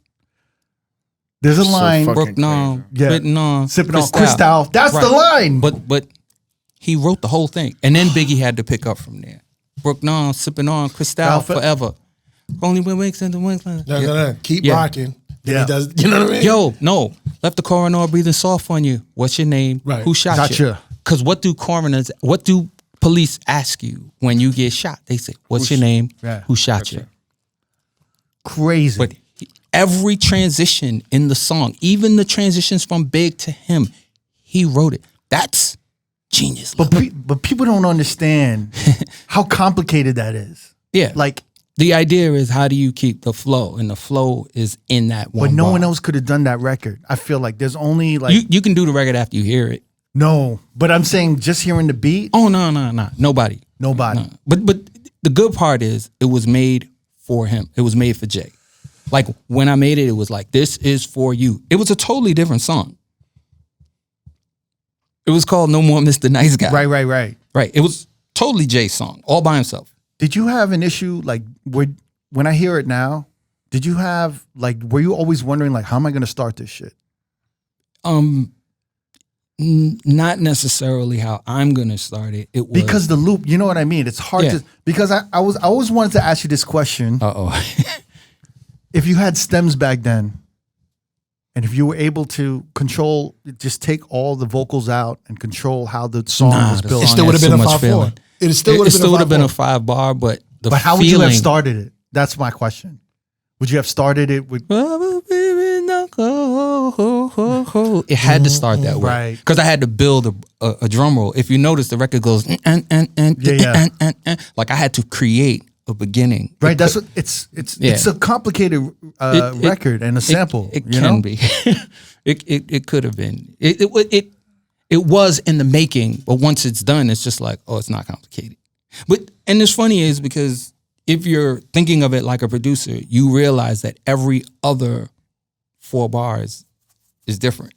I mean, every other breakdown is different. So it's like one this way, one that way. Go back to this way, and then go back to this way. Right. Like it's not it's not a loop like No. like a natural loop. It's like, oh no, wait, that breakdown. No, like was you different. really produced it. Like Yeah. you know what I'm saying? Like there's patterns, and then even there's a point where Biggie goes off and he goes rhymes an off extra for- 2 bars. Yeah, because I put that there. So Oh, he it was had to. already on the track. Yeah. I'm warning you when he goes, and here's 6 Warning you. shots for you. Yeah. Bow, bow. And if you hear him in the background, he shoots the 6 shots. He goes, bow, bow, bow, bow, bow, bow, JC, Biggie Smooth. Like you could hear it. Wow. Crooked is Cricket blown away. a lot of people don't leave Crooked speechless like right now. I'm speechless that he was playing that shit at the end of the night, Well, and then and then it became in became all so fairness- organic. It's just so organic. In all fairness, Yeah. to me, it's the best record I've ever heard. It's insane. Like since I was a kid, like to me that was the best record I've ever heard was Ecstasy. So it was always like, nah, this is like I might have 30 copies of the record because it's the best record I've ever heard. It just slowly. It's almost like it reminds me of the energy of it is almost like a house record because it just builds up and just keeps building up. And it's like it starts with just the bass, the drums, and the guitar, and then it's just like keys start coming in. Ecstasy, bro. It just builds and Ecstasy. builds. Yeah, it's Ecstasy. crazy. It's like Think about it. There's no verse. There's no hook. It's there's like he's no just bridge. freestyling, No, it's, right? What it is Yeah. feeling. It's a feeling. No, it's just Yeah. feel. Right. So when I explain to you that I love music,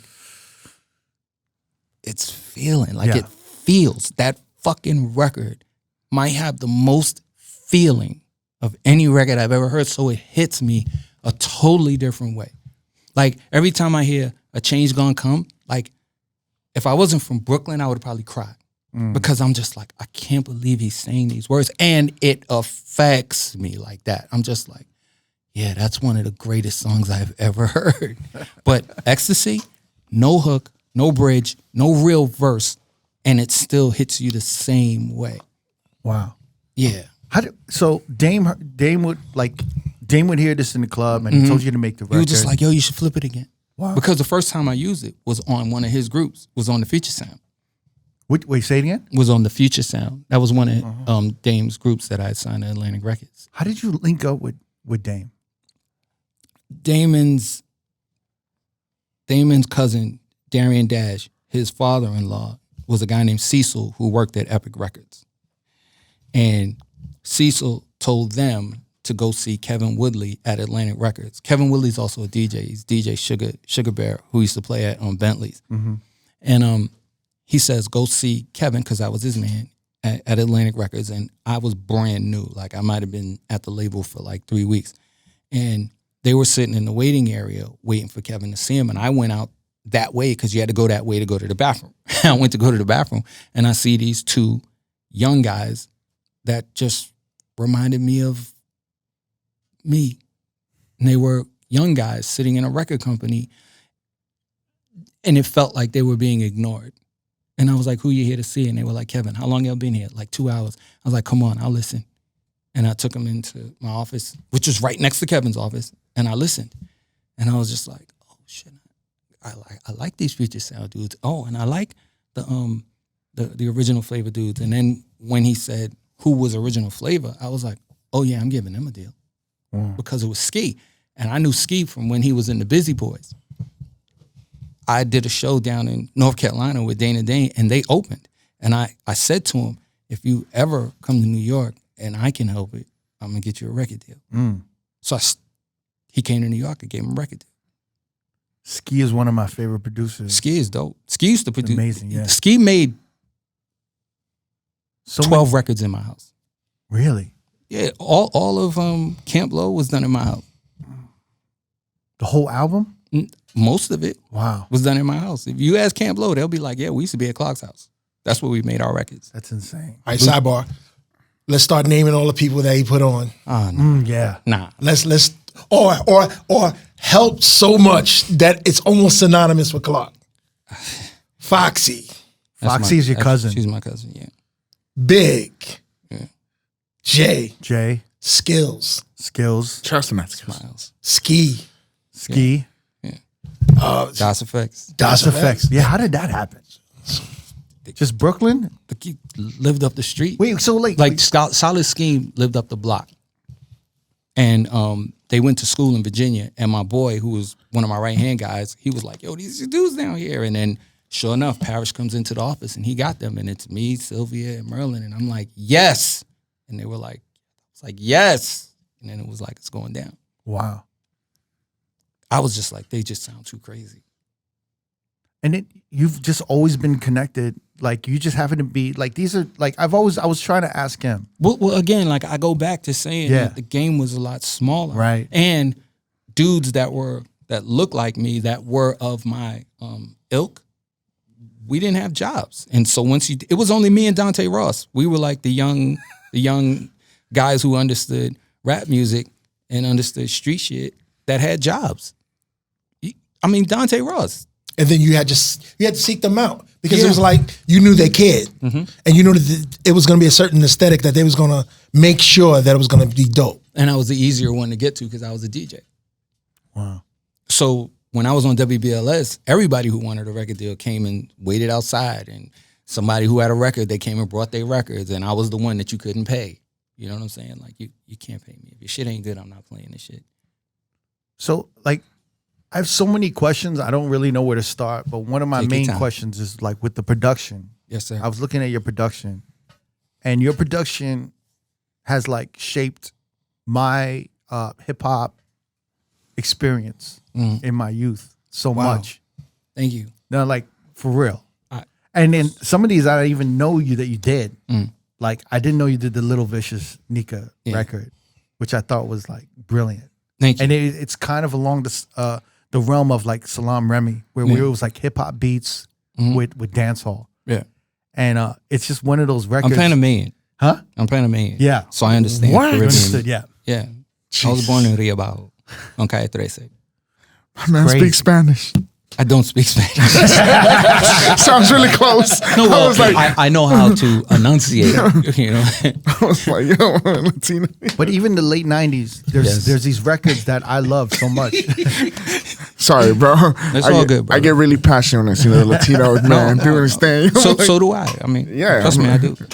Because we didn't really grow up seeing Latin people up in the forefront and like. Well, the thing is, if you don't know, then you can't suspect it. But like from the beginning of this culture, like it was what you would naturally call black folks and Spanish folks.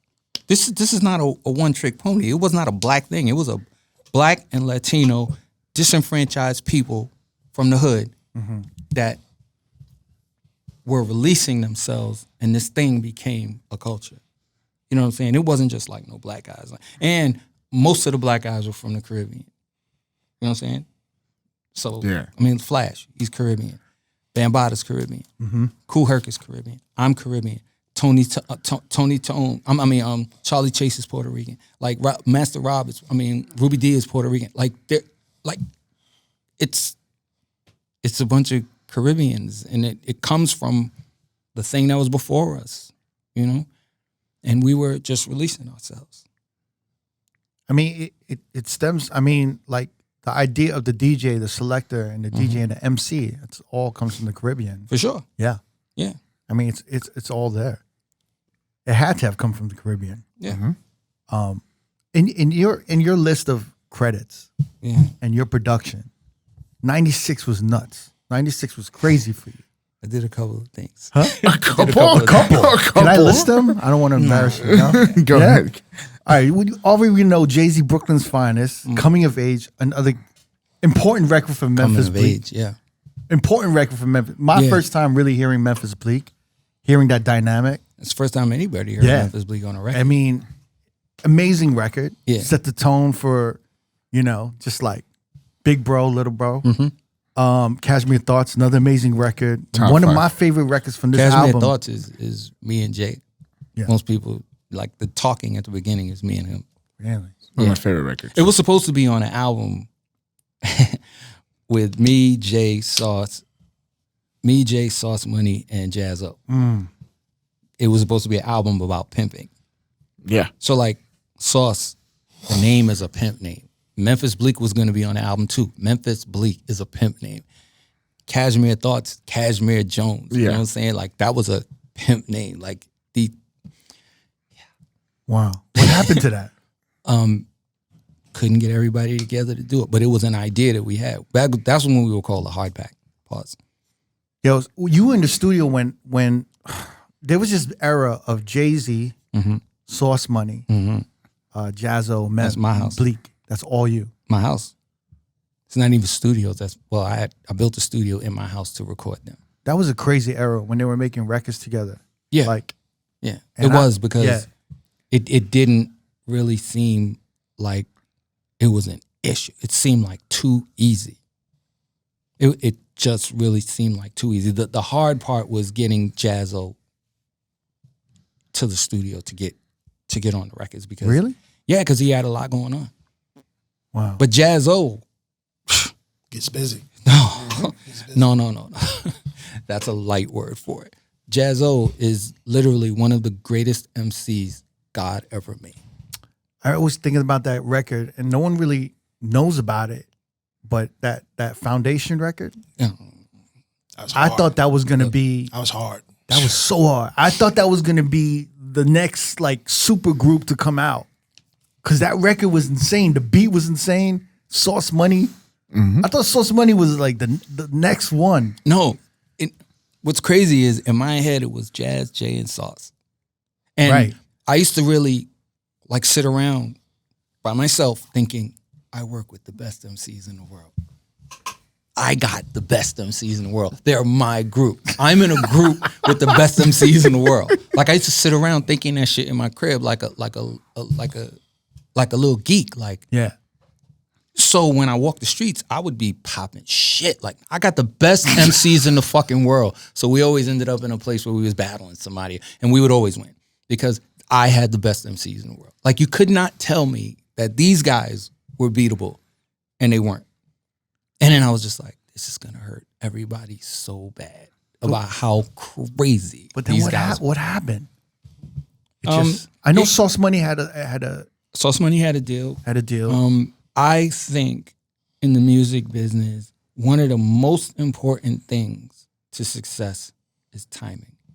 You know what I'm saying? Because you never know when a record is going to work or when it's not going to work. So the timing is everything.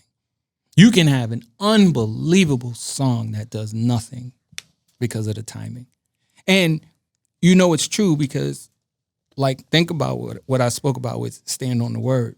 Stand on the Word is old, but people treat that shit like it's a brand new, beautiful song they never heard. It didn't work the way it was supposed to work then, but right now, Right. I feel like the pandemic really did that for music in general. yeah, because people had time.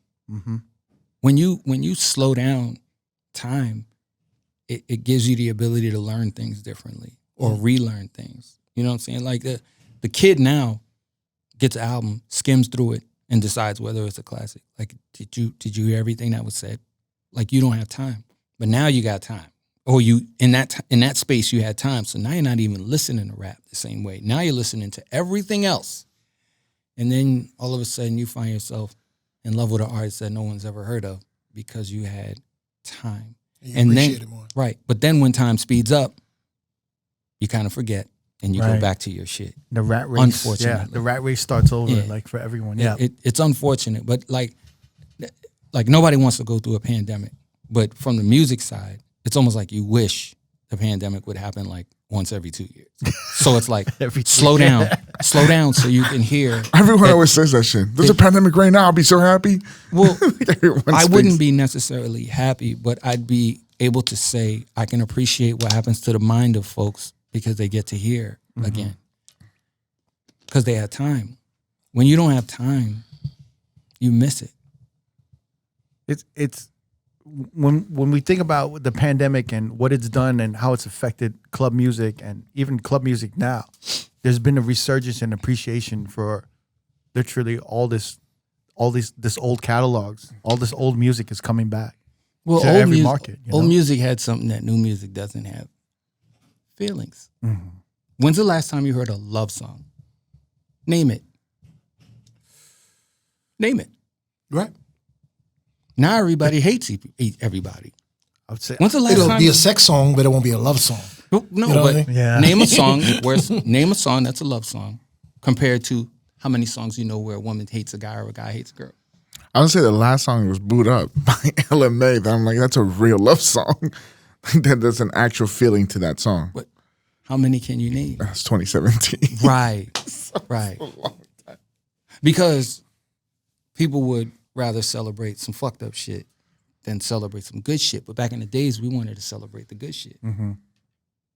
Because it had feelings. Where's the feelings? is that how you approach production when you're producing? I actually want the music to feel like something. Right. I want it to have a soul. In your live shows, when he's like DJing for different rappers and stuff like that. Yeah. I try to add an implement. I won't DJ for a rapper unless he's willing to take some of what I think the show should feel like. Yeah. So that, here's what I believe. If there's a consumer, if the consumer doesn't win, you're a failure. So do your best to give the consumer something because they're fucking paying for it. This thing that you got here by accident because you got a lucky break and your record took off when 10 other motherfuckers had a record at the same time, but your record took off and now you're performing and they're giving you $200,000, $300,000, $500,000. You better give them something when they come see you. Otherwise, you're starting to fail. And those hit records can only hold you for so long. So you got to give them something when you get on stage. When you produce Sky's the Limit for Biggie, to me, that was an emotional record when I heard it. It's like one of the best samples, one of the best songs, to me, one of my favorite songs on the record. And it showed a different side of Biggie. And then when Biggie passed, It's like the only record that showed the other side of Biggie. And it was like, when he passed, that song meant even so much more. To everybody. Yeah. How did you feel about that record when you first heard it? Like, was it meant for Biggie?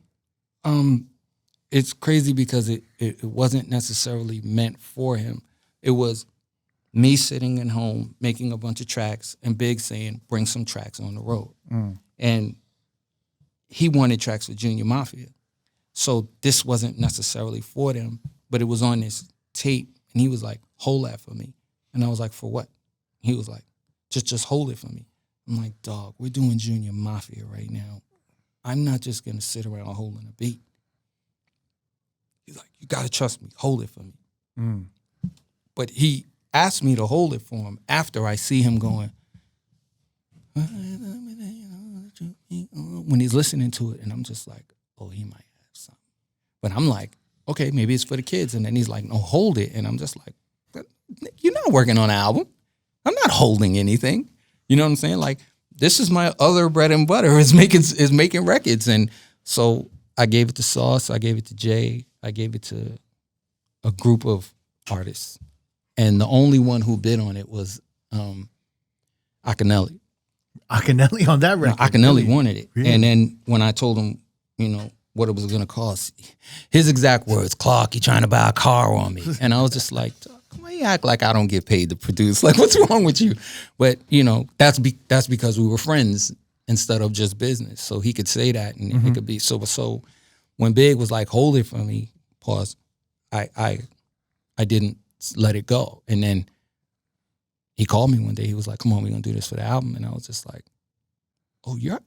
bet. So we get in the studio, and then he starts saying what he's saying, and I'm just like, oh, shit. I could buy 2 And cars.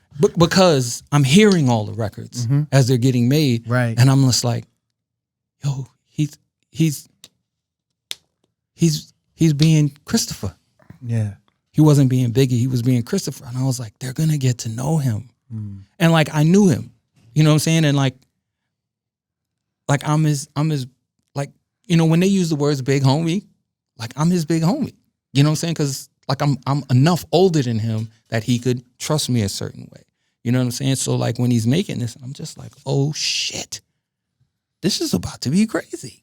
And you know, it got done, and then I had to mix it, and I was just like, oh fuck, this is special. Because you never pictured it, like you never saw it going that direction where Biggie took it. The thing is, I didn't necessarily know what he was gonna do, but I knew that he was singing "Sky's the Limit" to it, and I was just like, I'm not sure where he's trying to take this, but fuck it, it's what he wants, so he can have it. And then it went the way that it went, and it literally, I've had enough people come up to me and say that it's their favorite Biggie record, which to me is a Grammy. You know what I'm saying? Biggie said it was his favorite record. I was just like, I don't need anybody else to tell me it's their favorite if he said it's his favorite. You know? And yeah, that's enough. That's crazy. That Bobby Caldwell record is serious too. That's a real record. Yeah. It's, you know, It's a real record. Yeah. and I remember when the video came out, Spike Jonze directed it, and it was with like the little kids in the video. I think people didn't love the video, but you know, like for me, I thought the song in the video was just so poetic. It was innocent. It was the only way that it could be represented at that precise moment. Yeah. So, I know one thing. I was just glad that I got to do a record that was me and him. You know what I'm saying? Instead of just me and him and somebody else, or me and him and these other artists. It was just me and him. And like when we first did it, like he sang the hook. It wasn't 112. 112, yeah. You know what I'm saying? So like I remember him, sky's the limit, and you know you can hear him in the song if you listen properly. He was the reference vocal. Yeah. It's crazy. It's wild. Is that your favorite era, 96, kind of that era? My favorite era is still happening. I can't differentiate because I can name records from the 70s that take me there, 80s, 90s. I can name records, so like the era is the era. Well, like for production, for your producing, is there an era that you particularly? I would say the 90s were my most proficient. Yeah. Or the times that I worked the hardest. And the thing is, like by the 2000s, I just wasn't loving doing that as much as I was loving playing. You know? As much as DJing. Yeah. I wanted to play more than I wanted to make. But you still just got busy with Kanye a couple of years ago. Yeah, a little bit. Come on, man. You got to bring this up. They got to know, man. They got to know. They got to know. I was DJing Pusha T's wedding. And I was playing crazy records. I mean, not wedding type records, but like, what the fuck is that? Like, and Pharrell's there, and Pusha's there, and The Dream is there, and Kanye's there. Like, you got a room full of super creative people, and I'm fucking them up with records. They're looking at me going, what the fuck is that? And I could sample this. Oh shit, I need those. And like, Dibs. Like everybody's like, what the fuck is going on? What is he playing? He's just. But the room felt it, and you could just tell everybody was like, he's going crazy, and I'm doing it through dinner. Yo, so it's like this guy's rhyming on a mic at his own wedding. Oh yeah, absolutely. He's performing at his own wedding. Yeah, that's my fault. And later, like, wait, hold on, Clark Kent. Later on, I apologize. Hold on. You're DJing Pusha T's wedding, right? And then I got him on the mic. Dinner section. No. He didn't perform until it was like the party. Oh, section. I thought he was like during dinner section. No. But y'all eating mashed potatoes and let me throw some 16s at you. I'm picturing Pusha like wiping his mouth and just getting up and going and picking up a mic. Here's what happened. Like I just paid attention to what I was doing, and I was like, so I played a heavy Virginia set. And then they were just like, oh, he's going off. And then I was like, but this is one of my favorite Virginia records. And I put, it's Virginia. I come from Virginia. And I was just like, Pusha. And he gets up and he's performing. And I'm just like, yes. Fucking awesome. All you hear is like, yuck. Then he comes in. God. So something you wouldn't necessarily do, but it just felt like so natural because one, Pusha's my boy. Two, everybody in the room, we're all fucking cool and family. And it was just like, fuck it, just go. And, but what happened, I'm playing these records during dinner and motherfuckers, every time I put a record on, one of these creative motherfuckers is going, fuck is that? Yeah, it's crazy. No, but Pharrell was the funniest. He kept going. Because him and Pusha are sitting at a table like where you guys are, and it's across the dance floor, and I'm playing records, and Pharrell keeps going. So I'm just like, okay, I think I got him, and I got the whole. And Kanye's at a table over here, and everything I play, he's like, but you could tell something's like, wait a minute, what the fuck is going on here? So like a week later, he calls and he's going, yo, what you doing? I'm chilling. He was like, yo, can you come to LA and help me with this song? And I was like, yeah. He was like, okay, cool, I'm gonna book you a ticket, come tomorrow. I was like, no, can't do that. Got some shit I gotta do. Right. He was like, well, when can you come? I was like, 2 weeks. He was like, damn, 2 weeks? I was like, yeah. He was like, all right. So he waited. I went out there. He played me this song, and it was for a TV show. And he was like, I need you to, but when he said, I want you to come out, but I want you to bring all the shit that you played at the wedding. And I was like, all right. So I get out there, and I made sure that I made a folder with all the shit I played at the wedding. And he goes, I want to change the drums on this song. And I'm like, you flew me across the country to change drums. I was like, okay, cool. So I sit and I'm listening, and I like the shit the way it is. So after like 12 hours, he comes back. He was like, play me what you got. I said, I don't have nothing. And he was like, what do you mean? I was like, I like it the way it is. I do, and I feel bad. I would feel bad trying to change it, trying to put some drums on it because it's good. And Rick Rubin was with him. And he goes, all right, play it again. And Rick Rubin goes, no, I like it the way it is too. He was like, okay, cool. So I was like, bet, I'm going to pack my shit. And I'm out. That was it? And he goes, okay. He goes, nah, but you here. So, let's see if you come up with some shit. So I made 10 joints. And that was the last one. I Love It joint was the last one. And I'm sitting in the studio with the engineer, and he's going, so I gave him the 10 joints. I was like, but this is the one. And he's going, nah, he's not going to like this. And I'm just like, I promise you, that's the one. And he's going, Clark, I'm like, all right, just give it to him. 2 days later, he calls me with the song done. Yo, I love this shit. This shit is this and this. And then Steve Rifkin calls me, and he was like, Clark, we need everything for this record because we're going to put it out on Monday. And I'm just like, let me hear the record. When let me hear the record, I was just like, yo, yay. I don't know if we should be talking like this on a record. And he says, nah, Clark, it's great. And then Steve Rifkin calls me. He's like, Clark, the fucking record's crazy. Everybody loves the record. You gotta go. You gotta let it go. And I'm get back on the phone. I was like, yo, I don't know, yeah. Like, you know what I'm saying? Because in my mind, I'm just like, my wife and my daughter heard it. And they were looking at me like, really? Was Little Pump in the record already? Yeah. You're such a fucking hoe. I love it. Right. You're making that? And that's what you're going to put? And I was just like, fuck. So I'm conflicted. And then he says, Clark, I'm an artist, so you're going to stifle my creativity. And I just was like, I can't, because you're an artist. I can't do it to you. So, and then, like, I had that conversation, and my wife and my daughter understood, so I was just like, all right. And then the record went #1. Right.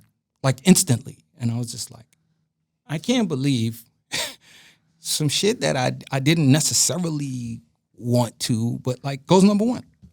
Kanye's like, yo, thanks for my #1 record. And I was like, Def Jam calls me, hey, thanks for the #1 record. And I'm like, what? And I'm like, yeah, the record went #1. I was like, it was like 2 days ago. He's like, yeah, it's a record. And then I would go do events, and I'd be on a college campus. and it's like a theme song on the campus. And I'm just like, how? You know what I'm saying? So like, that's literally the one song that I produced that I've never personally played. Really? Yeah, because I was a little conflicted. You're such a fucking hoe. I love it. I don't know. I mean, I understand the creativity and the fun but I'm just like, so sometimes I'm a little conflicted about it. So the best thing for me is if I'm going to be conflicted at all, then maybe I just shouldn't.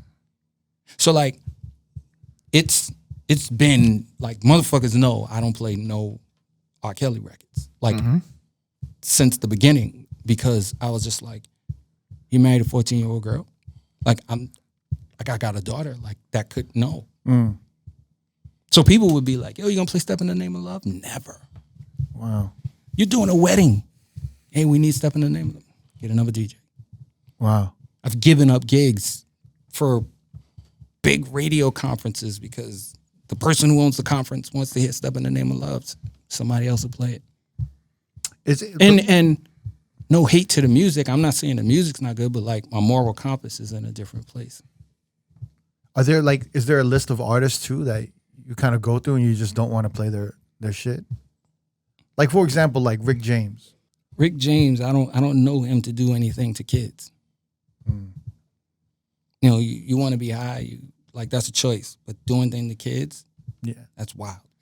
But I mean, he like kind of kidnapped the shorty with his girlfriend, and then they kind of like tortured her and made her. Is that an actual fact? I mean, he went to jail for her. But is it an actual fact? Or is it? People can go to jail for a lot of things. Please. People go to jail for shit they've never even come close to doing. Central Park 5. It's rough. Yeah. But Kanye's not the only person. You've worked with Rakim, the Gods. I mean, like you work with the Gods, Jay-Z, Biggie. He's so Kanye. fucking humble with this. Yeah, it's like, come on, we could do 3, 4, 5 hours with this shit. I know, it's crazy. One of my favorite remixes ever, and it was the craziest shit. And I talk with him about this all the time because it's a record that I didn't really like the single itself, but then I heard the remix. It was the Ice Cube, We Be Clubbing, the remix with DMX, and it was a completely different. It was tough, and the video was crazy. Yeah, proved it. The video was nuts, and that was like that record was crazy. That was just a testament to how far me and Cube go back. How far do you and Cube go back? Oh, not like I know Cube since early NWA. Wow. Like I know him. Like when he went solo, like I'm right there. I'm knowing him. Like it like there's pictures of me and him in the back of the Apollo when we were like 23, 22. Like I know Ice Cube. So that's funny. You got to think when Ice Cube comes to New York. Yeah, he's in the height of his DJ club era. Right. Like, and so yeah. Wow. Yeah. You didn't happen to be at the club DJing where him and Easy last saw each other, were you? I don't think so. That was at the Tunnel. Oh, okay. I was about to say, yo, that'd be kind of fucking legendary. No, I wasn't. So Cube would just hit you up. He's like, yo, I'm in the city. He was like, yo, I'm doing this. I got this record. I need a remix. And I was just like, okay, bet. I said, can I put somebody on it? And he was like, who you thinking? I was like, DMX. He was like, who's DMX? Wait, what made you want to put DMX on it? 357. Oh, damn! Such a hard record. Yeah. And Pull It. Yeah. The B side on the bootleg. Was it a bootleg or was it just a promo? That was a promo. It just didn't get clear. It just didn't get clear. It didn't get clear. Yeah. Oh my God, that was such an error in New York. That was crazy. And then to like, so wait, you knew DMX? Yeah. It's New York. New York was small. I mean, it was huge, but it was small at the same time because the rap game was small. Wow. And so, but he had the Get At Me Dog was on the mixtapes going crazy, and I just was like, let me get him. That was like basically his first feature. And it was just like, where are you getting this dude from? I was like, you got to trust me with this. Flew him in. He comes in the studio. He dogs his whole studio out. And then what you hear is what you hear. And Ice Cube was just like, whatever you say, Clark. Wow. Yes, I get it now. And I'm like, yeah. Because he was like, who is this guy? And then I sent him, Get At Me, Dog. And he was like, he's crazy. I was like, trust me, it's going to be fucking nuts. And it was what it was. That's crazy. Yeah. Did you have a hand in the music video at all? Nah. No. No. That's None of that type of shit. That type of shit didn't necessarily matter to me. What mattered to me was, is it a good song? Did I do a good thing? You know, and musically, I felt like I did a good thing. Who's your dream collaboration? I did it. Wow. Biggie and Hov. crazy. Because I used to tell Big, like, yo, my man is so ill. He's so ill. He's so ill. Like, for months, we're on a tour, and I'm telling him, like, yo, my man is fucking crazy. He was like, he's good, Clark. I'm like, no, he's crazy. And then he finally figured it out, like, oh, shit, nah, you're right. And then he wants to get on this guy's record, and I'm like, yo, this Big, we should put Big on the record. And he's looking at me, Jay's looking at me like, I don't know this nigga. And I was like, I do. You know, and then you have to understand, from that time, I felt like I was looking at the best rapper and the best MC ever. And I was like, and I'm from Brooklyn. I want the two best Brooklyn guys on the same record. And the name of the song was about us three. It wasn't even about too much of anything, because it was about us three. It was like Brooklyn's finest rapper, Brooklyn's finest MC, Brooklyn's finest DJ. I might have been overstepping my boundary, but I looked at them two, so like, well, I got to figure it out how to be in that circle. Right. And then he's on the chorus. Yeah. And did you have to put the hook together? I had no choice. They left me with nothing, and I was begging. At that point, it was just the verses. Yeah, it was just verses, and it was the day before mastering. So I had to mix the song and come up with a hook, and they left me there with no hook. Damn. So I come up with a hook. Okay, I do the hook. We get to mastering. They're like, "Who is this?" I was like, how long did it take you to come up with the hook?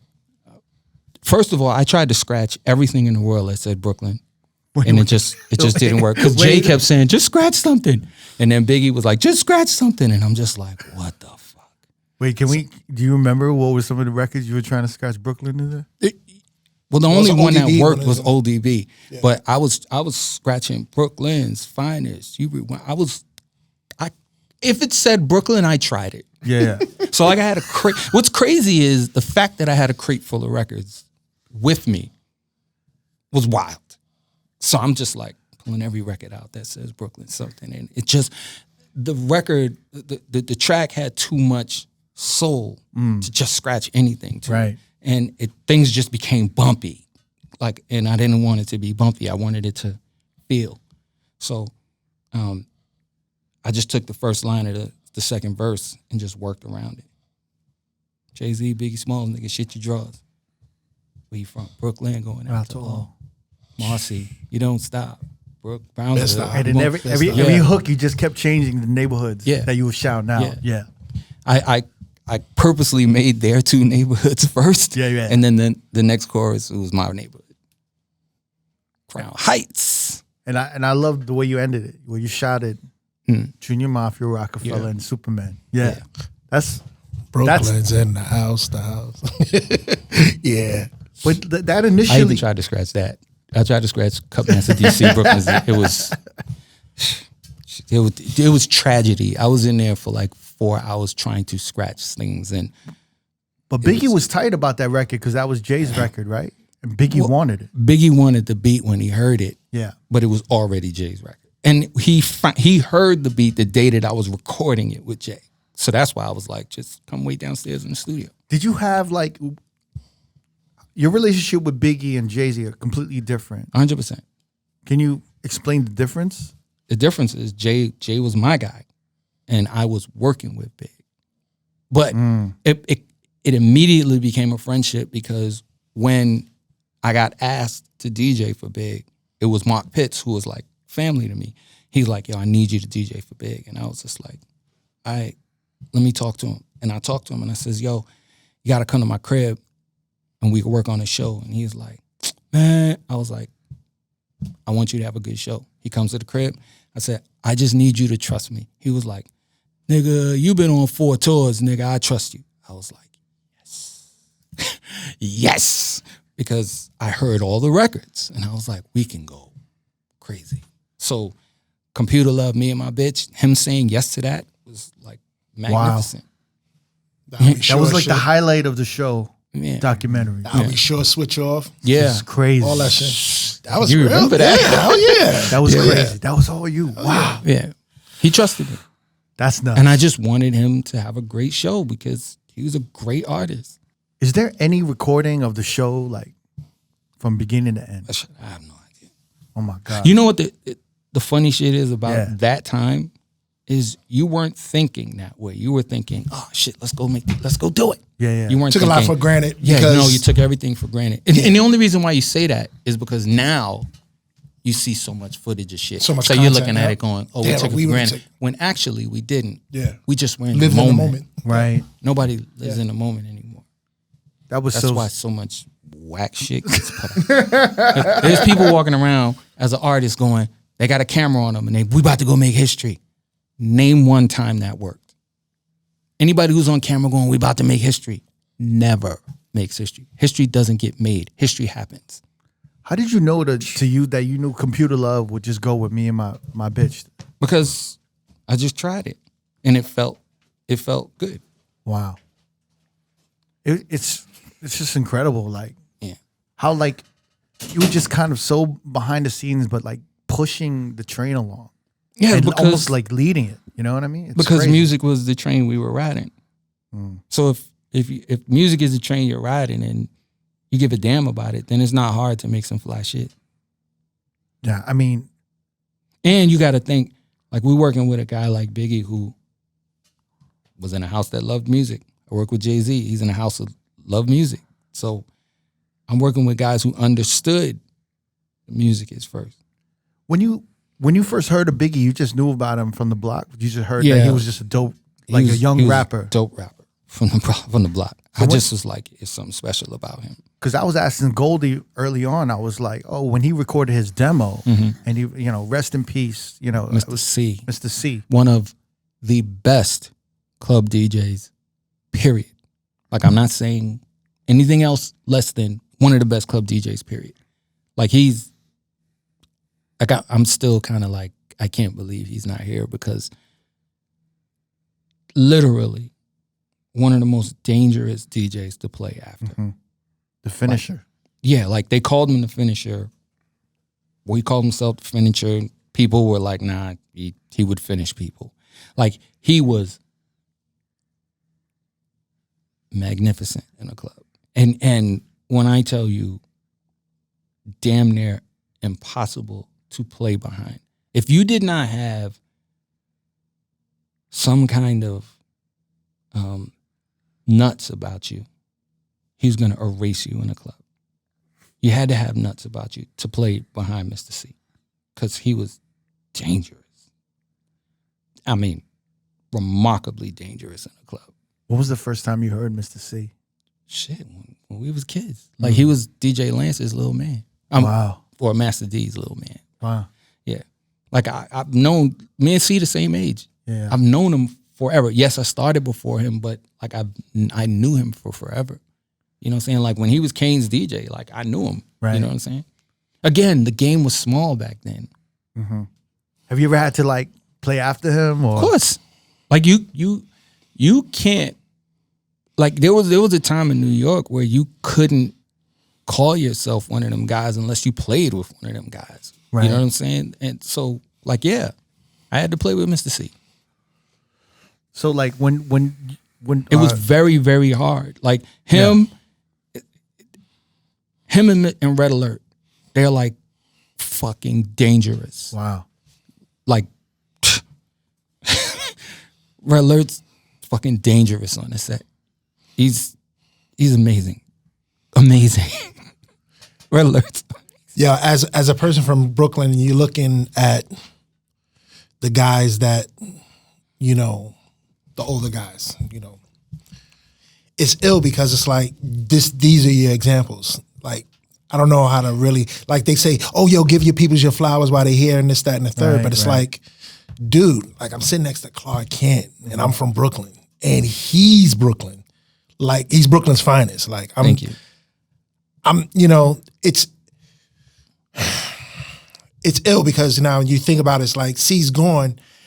I wish he knew how people felt about him on the wheels. That's one thing I made sure I let him know all the time.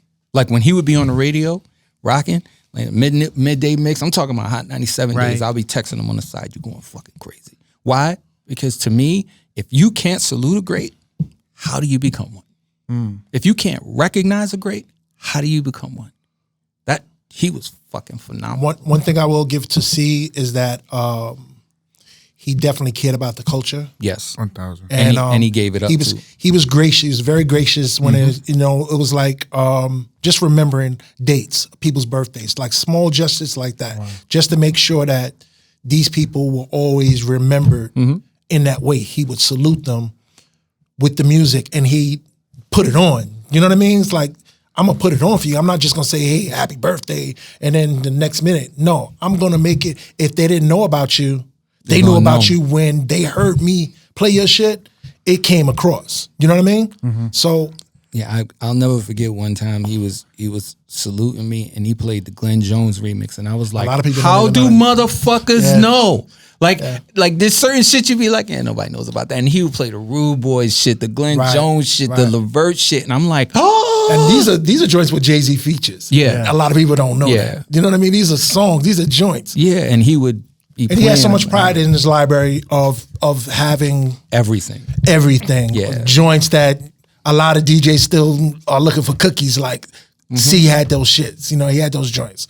So, you know, rest in peace to DJ Mr. C. Yeah, rest in peace. He's also definitely responsible for one of Brooklyn's finest. Yes, and he's responsible for one of the greatest party breaks of all time. Yeah. One of the greatest loops where Brooklyn at. Yeah, that recording that I think he recorded on the cassette deck while he was DJing. Yeah, that's crazy with Tupac. It's insane. It's like for real. Like it's been bugging me out every day that like I'm just like I can't believe he's not here because I like I'm not joking. Like I literally would listen to him in a mix and be like, "Fucking killing shit," and he would write me back, "Yo, good looking out, Clark." You know, because we're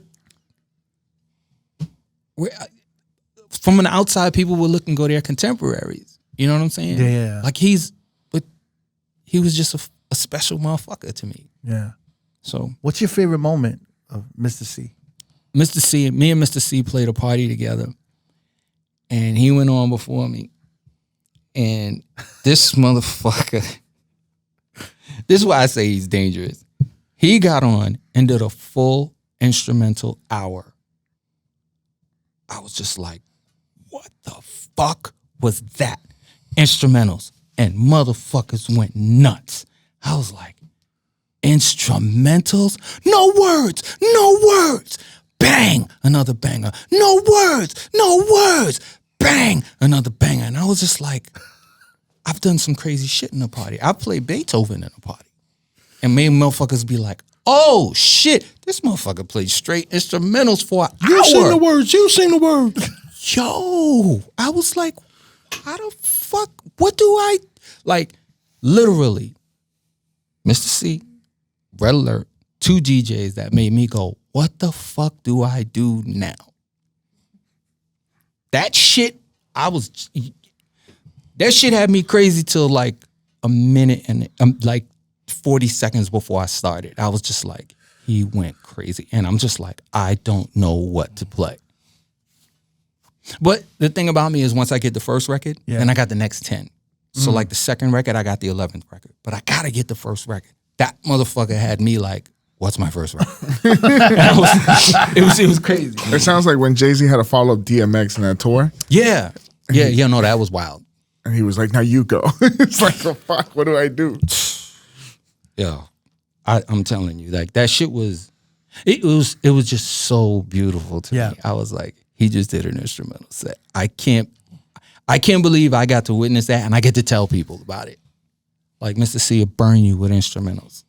Like imagine telling a DJ who thinks he's got his shit together and I'm going, Mr. C will burn you with instrumentals. I still think it's one of the best things I've seen was somebody in a party, the party was full and he played an hour of instrumentals and murdered shit. I was just like, wow. It was just so remarkable to me. It's funny when I think of Mr. C and when I think of Biggie, I think of immediately you and Mr. C. Mm-hmm. Clark Kent, Mr. C, Biggie. I just put it together. Mm-hmm. And I'm just trying to imagine at that time when Biggie was around before he got signed to anything, how you guys were like communicating or talking about Biggie. And Well, like, I would how was always it tell seen? him like soon as I Like I'm knew sure that- when Mr. C like had the demo with Biggie, Yeah. he must like Yeah. said like, yo, Clark, check this out. Yeah. And I was just like, yo, he's gonna be it. He's gonna be the shit. He's gonna be. And I would always, like every time, like soon as first records started coming out, I'd be like, yo, you got one. This is crazy. I can't believe it's here. I can't believe he made it. I can't believe it's coming out. Like we were cool. So having those conversations was just like, isn't it what you're supposed to do when you want to salute your friends? You salute them. You know what I'm saying? And we were very cool.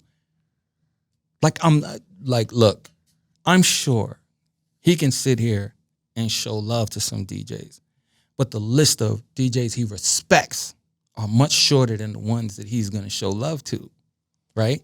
Because showing love is like, okay, we're all here. You know what I'm saying? But the respect thing means like, oh, nah, he's different. You know what I'm saying? And to be this good, as good as him, and then be able Goldfinger, yeah. That's right. And then be able for him to be like, nah, this motherfucker right here, that you got to be some shit, right? So like Mr. C was one of them motherfuckers. Mr. C was. And this is Clark Kent saying it, so you got to think about the weight that comes with him saying that. You know, Like so I look at that and I go, if you give me any weight, I'm telling you, he's one of them guys you got to give that weight to. Mm-hmm. If you giving me any weight, I'm looking at him like he's dangerous. Like I look at him like he's dangerous. Like I want DJs to be dangerous. This motherfucker's dangerous. Goldfinger. What do you remember the first time you heard Goldfinger? probably at the store. Probably at the store. Probably at the store. You know, I heard you at the store, and I knew that he was a good DJ. At Beach Street. Yeah, but it's the clubs. It's when I walk in the club and the club's going nuts, and I just see him up here, up at the club flowing, and I'm just like, when he plays, you could tell he cares about music. That's what I get from guys like this, because that's the example. Yeah. You know what I mean? So you gotta care about the music. You gotta care. If you don't care, pack your shit up, man.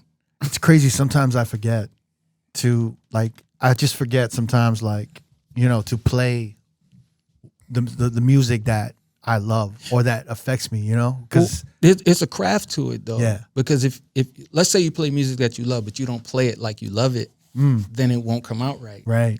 Then the listener doesn't get to understand what is it doing to you. Mm-hmm. You know what I'm saying? So it's like you got to have a good balance. You got to be able to present this thing that you love to these people and figure out how to make them love it like you. People try to ask me what's the difference between me and a lot of DJs, right? Yes, I speak about love, but then there's DJs who love music, right?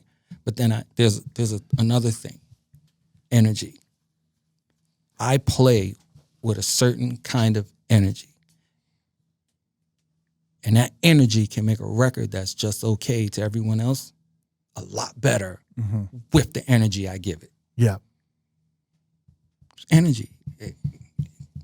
But it's one of those things that specifically DJs who have mastered the art of rock in a party, like a club, they hone that in and they understand it. Do you feel like that's not something you can learn later on? It's like you kind of feel it in the beginning. I think it depends on when you started. You know what I'm saying? Because if you started in a time when DJing were only in clubs, you've got to play for the club. You've got to play the club. Not for the club. You got to play the club. So that means your heart is on display every time you play some records. If they don't walk away feeling your heart, you're wasting your time. You're a jukebox. And there's places that have jukebox. I'm kind of curious to know, when was the first time, Goldie, that you saw Clark or you were spinning with Clark?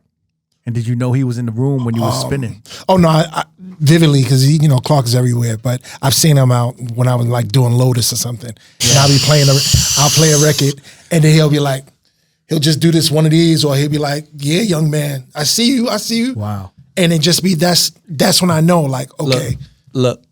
Yeah. Lotus Sundays at Lotus. was his fucking playground. Yeah. It was his playground. It was, oh, you want to hear a DJ play? Come to Lotus. all right. So I'm just gonna give it back to Clark on. You would see a flyer in the 90s, and you will see another flyer in the 90s, and then you will see another flyer in the 90s, and all of them have his name on it, but it'd be from different clubs. And when his name was on that club, that was his club. That night, you couldn't go to that club at a different night and it not be Clark's club. That was his shit. Like the night that you went there was Clark's night. And that's just how it was. But he was all city. Lotus on Sunday. That was his shit. Sundays at Lotus. That It's was like, his shit. Like crazy. And there was no denying it. And it was fun for me to go there because I knew he was going to do some shit that make me go, yes. So I could do that, or like the club would be in another frenzy, and I'll be like, no, that record, I saw you, I heard that mix, you know what I'm saying? Yeah. And there'll be DJs in the room that won't do that because their level of insecurity with themselves makes them not be able to do that. Nah, dog, I love the music. I don't give a fuck. If your shit is fly, I'm going to tell you your shit is fly. What does that take from me to tell you your shit is fly? And if I do, then the game helps. It helps the game. Right. Because it gives him a push. Yeah. Yeah, keep going, Yeah. motherfucker. Yeah, do it again so I can point at you again. Definitely. You know what I'm saying? Yeah. And if you don't, you're a sucker. To me, you're a sucker. I want to hear a DJ go off so I could be like, he went the fuck off. I want to. Like, what are we here for? I love that you're not afraid of being a fan, bro. Nah, That's man. what it's for. You're That's not what you're too here cool to for. be a fan. Nah, man. You can't. And I don't feel no ways of. There's so many DJs that are worried about their spot. You know what I'm saying? My thing is, the only way you give that someone can take your spot is if you give it up. You know what I'm saying? I'm not worried about my spot. Can't stop being Clark Kent. I'm worried about the motherfucker who doesn't want a spot. Like, yo, why are you here, dog? Like, you're fucking up you're clogging the funnel. And the funnel's only gonna let a certain amount of motherfuckers out. There's a strainer there. That strainer's catching all the bullshit. You are fucking up the strainer. Like, come on, man, get out the way if it ain't about the love. If it ain't about the music, get the fuck out the way. Because somebody else here cares about the music. And you can hear it on them. Let them go. Move. What are you here for? You know? Music is a gift. It's a fucking gift. It's a universal language. It's been the thing that has been speaking to each other since the beginning of time. The thing that teaches the best is music. You know how you know? How you learn your ABCs. It's true. You sing it. First thing people learn is their ABC. It's a fucking song. Nobody's looking at that. It's the universal language is music. Think about it when you go to Japan and you play a rap song and they're listening, they're saying every fucking word and they don't know what the fuck they're talking about. It's because the rhythm teaches them how to say it. Music is everything. When you hear DJs now like spinning and you hear the DJs, do you hear like, do you feel like the DJs are missing that love for the music even more and more? Of course, because nowadays it doesn't take much work to borrow the DJ letters. Technology has done a lot of the heavy lifting for a lot of these DJs. Yes, so it doesn't take much to borrow the letters, then even the music itself, they can go on a playlist and experience and just pull all the music they want without, you know. I mean, here's my thing. I don't care how much music you got. Do you know how to use it? And when you do use it, are you abusing it? Or are you using it? Explain that. You get a whole bunch of records and just throw them on and the shit to be trash. That's abusing it. You can get a whole bunch of records, give a fuck about the records, play them properly, and then people will look at them different. Right. What are you, like 14 years in with originals? About 14 years. It'll be 12 years this 12 year. years. 12 years. Yeah. The originals. Spreading the gospel. Yeah, just play great records. And trust me, everybody will have a good time. How did the originals form? Like Voltron. It was pretty much an accident. When Hurricane Sandy happened, there was a fundraiser put together, and the people doing the fundraiser came to 6 DJs and asked 6 DJs to DJ. I was one of the 6, and the other guys were also. And then the other one was Q-Tip. And the host was Mos Def. And the party was crazy. It was a great party, raised a whole bunch of $250,000 was raised that night. And then the club was like, that was like one of our best nights ever, just party-wise. And they just hit me up like, yo, would y'all want to do this again? And I was like, oh, I'm cool. Yeah, that could be a dope night. Just y'all. And I was like, okay, cool. So then start making the calls. Yo, Tone, you want to, yo, Rich, you want to, yo, Stretch, you want to, yo, Derek, you want to, yo, Tip. First 4 answered. Tip never answered. And Tip is my man. I'm just like, yo, what's really good? What's really good? What's really good? And he never answered. Now, this is after Tip had Friday nights going crazy at Santos. So I'm just like, he's going to say yes. And he never really answered. So I get back on the call with the people from the club, and they're like, well, what are you going to call it? And they were like, I don't know. We'll figure out a name. And then the guy says, y'all were the original 5 that were called in the first place anyway. I was like, call it the Originals. Wow. And that was the name of the party. It wasn't the name of us. But before the party, we went to dinner, and I said, the only way this is going to work is if we all can leave our ego at the door and have fun playing records and make it our night off. And they were like, what do you mean? I was like, every time we go to a club and we have to play with a certain mind frame of this is what the club expects. You know what I'm saying? And I'm probably the only one who doesn't give a fuck about what the club expects. So I was like, it's our night off, so we're going to play records we love and just have a good time. So everybody was like, bet. You know what I'm saying? It was like, OG said we could do whatever. And I'm just like, no, don't look at it like that. Look at it like we're friends and we want to have a night off. And it went crazy from the first night. Wow. And then after like the 4th time, it was just like, okay, all right, let me brand this shit. So lock down the name Originals, get a logo, all of that shit. And then the Originals became a thing. So like people from different countries were like, this party's going crazy. Like, we want the party here. Okay, you could book the Originals as a party. You can't book us separately. You have to book us as a party so that we can continue to leave our ego at the door. So yes, everybody had a different pay scale. But at this point, it was like, nah, there's no difference in the pay scale. Whatever we're getting, we're splitting it 5 ways because the ego has to get left at the door. Right. So we left the egos at the door, and it works out. 12 years later. Yeah. And it's still literally one of the best parties that, like, if you've, like, you can't even really find pictures of the party because it's so good, nobody's bothering with the pictures. They're trying to have fun. It's ill. It's not really just a ill. club, it's festivals, Central Park, and all these different places. Stupid. It's pretty fun. And the good part is, like, you could tell we like doing this shit together. You know what I mean? But it's like, especially after the pandemic, the Originals, like, to me, I felt like it had this, like, it just had even a bigger impact on everything.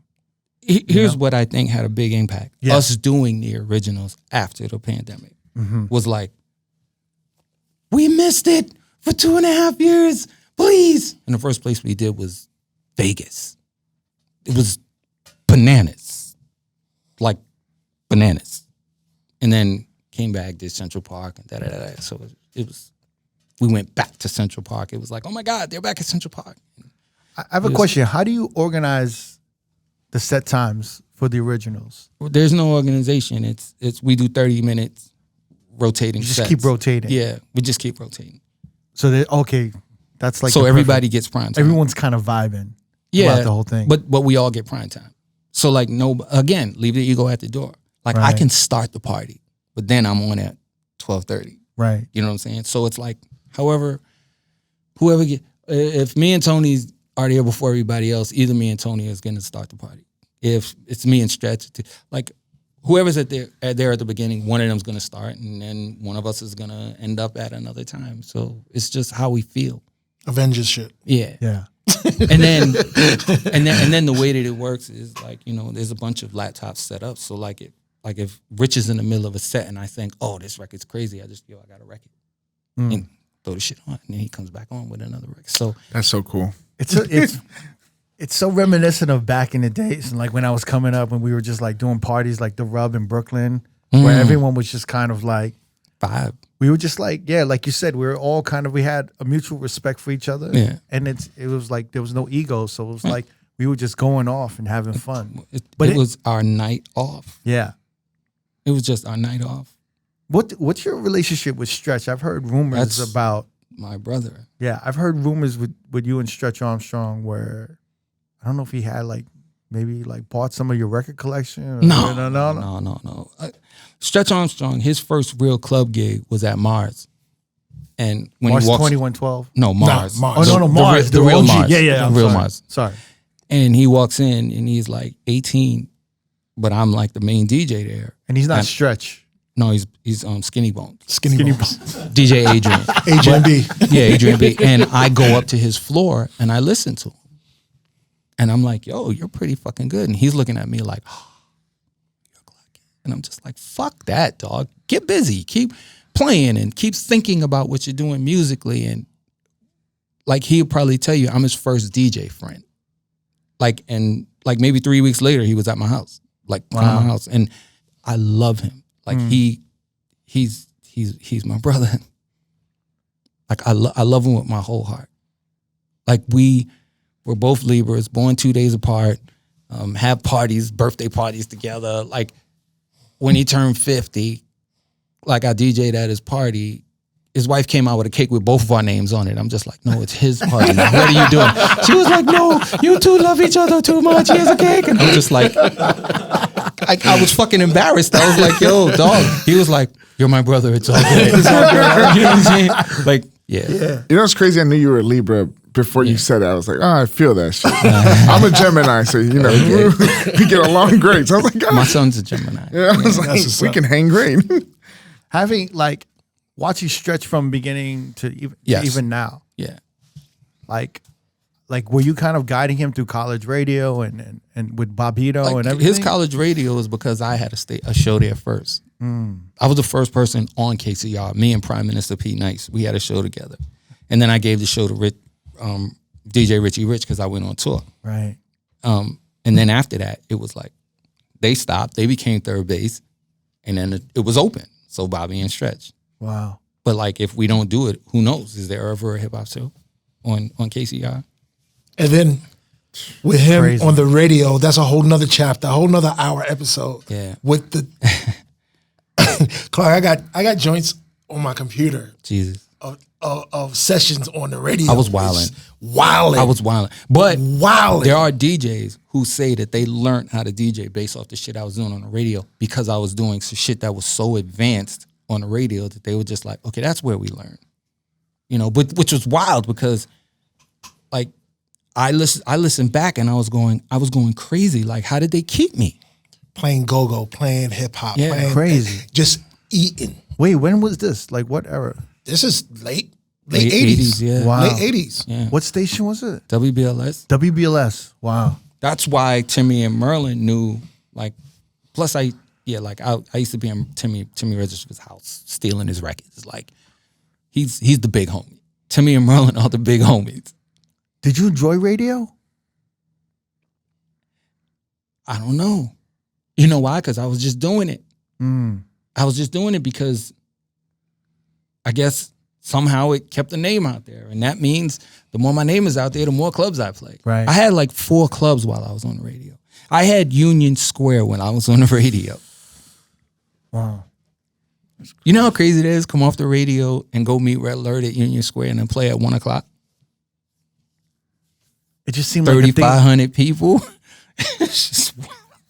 Jesus. Wait, so WBLS was like, yo, just come through, do a mix show. Nah, it was Molly Ma. Molly Mall. Yeah. It was Molly Marr in control. He was like, "Yo, come be on the radio." It was What a me time to and be Kevy alive. Kev, and Pete Rock. Pete Rock used to be in my busy house. too. Yeah. Pete Rock used to be in my house when he was 17. P Rock used to get busy too. I used to be uptown. Yeah, no, he used to get busy. He's super- I used to be uptown with Eddie F, like coaching them on DJ set. Really? Yes. Were you hearing some of the early Pete Rock production? Nah. Nah. No. I was hearing the early Pete Rock DJing. DJing. Yeah, he did the break beats, ultimate break beats one night. All of Yeah. that shit. This guy was doing fucking I was wild. almost seminar shit on the radio. Yes. We listened. Wow. I was wilding. We listened to like, are you crazy that this is actually happening? You have recordings? Or no? Hell yeah. Fuck. Yeah, I got it on my computer. Yeah, send those over. Here, let me- You're wild. I was wilding. I was wilding. So when you was on the radio and you was killing it, you just didn't want. You were too busy and you just couldn't juggle it all and stay on the radio. Did you want to stay on the radio? Here's what happened with the radio. Yeah. And why it didn't. It wasn't a stretch for me to leave because I was being booked around the world. Right. And if you're on the radio every Friday, how do you get booked? Just couldn't do it. Gotta go. I was talking with Goldie. He was just telling me how he was so amazed that you were doing so much. You were just juggling so much. You said the first tastemaker, and I think that, to tell you the truth, you kind of got it. You kind of got it right. You kind of got it right. I rarely get it right. So thank you. No, because I'm thinking about it. This is like before Biv had his label. This is before Puff. Who was really the tastemaker in New York? Like, of course you had Red Alert and you had Marley Marr as, like, when you heard it on the radio, they started the trends. But I'm talking about the lifestyle. You know what I mean? Yeah. I was Very I influential. I was living like a rapper as a DJ. I probably was the first DJ in New York City that was like, you looked at and was like, where did he get this money? Because I was driving Benzes, I had big trucks, I had crazy jewelry, and like DJs didn't have that type of shit. Like they just didn't. Can you name one? Nah, I already gave it up. I'm like, that you was the tastemaker. Like, you actually were the tastemaker. I know. That's why I looked at it. I was wilding. And then it's like, you knew all the other DJs, and it was like all the other DJs knew Clark, and it was like, that's Clark. Like, you know what I mean? Wow. Pulling up the clubs with a big 500 bands, going clubs. the big body. It was so stupid, but I was just like, yeah, well, I had some change. Wait, well, when you say Some it was so change? stupid, but you act like it was so, you were wilding out, you were crazy. Like, why do you say that now? Because it was if I look reckless? back at it, I'm just Yeah. like, what was I doing? Like, why did I have to do? And the thing is, it's not like I had to do it. It's just like, we from the hood. We had a couple of dollars. Oh, motherfuckers gonna know. That's ghetto heaven.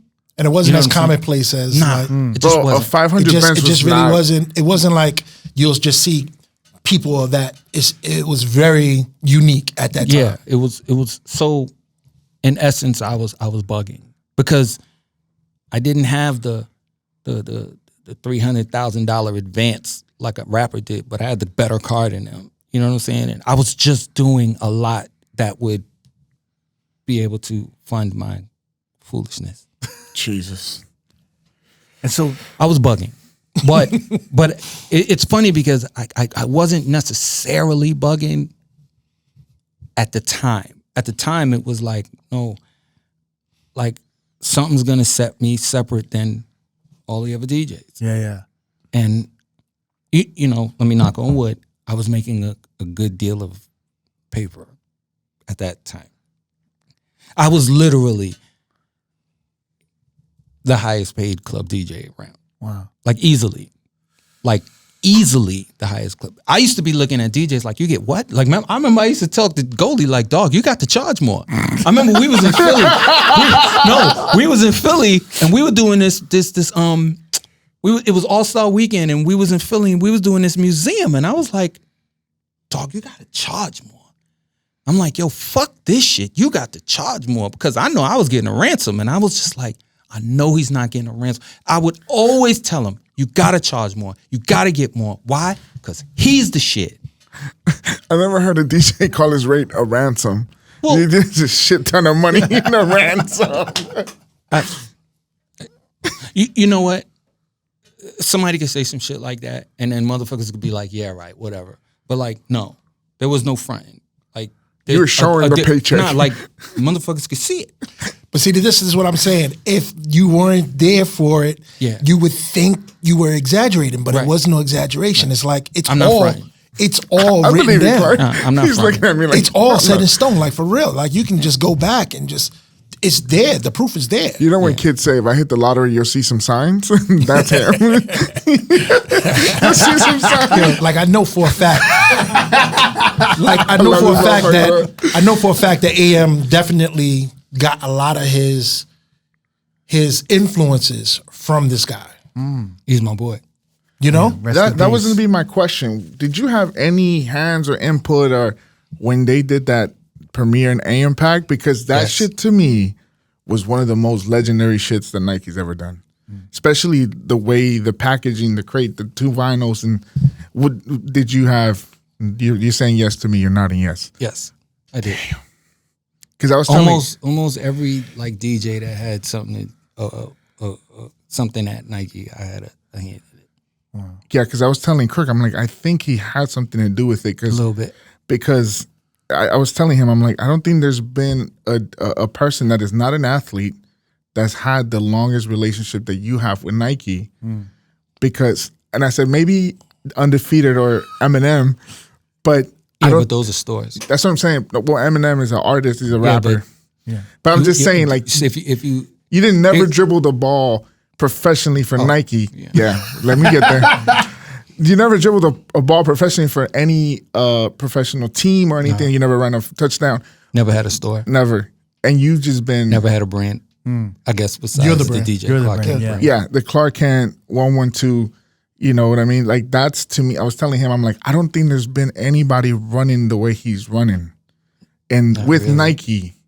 Not And he really. brought up other brands. I'm like, those are cool, but the Nike brand that he's built, like, I've done stuff with other brands. yeah, but no one's had a LeBron James colorway of a LeBron 8 or 9, and the people that know, 6.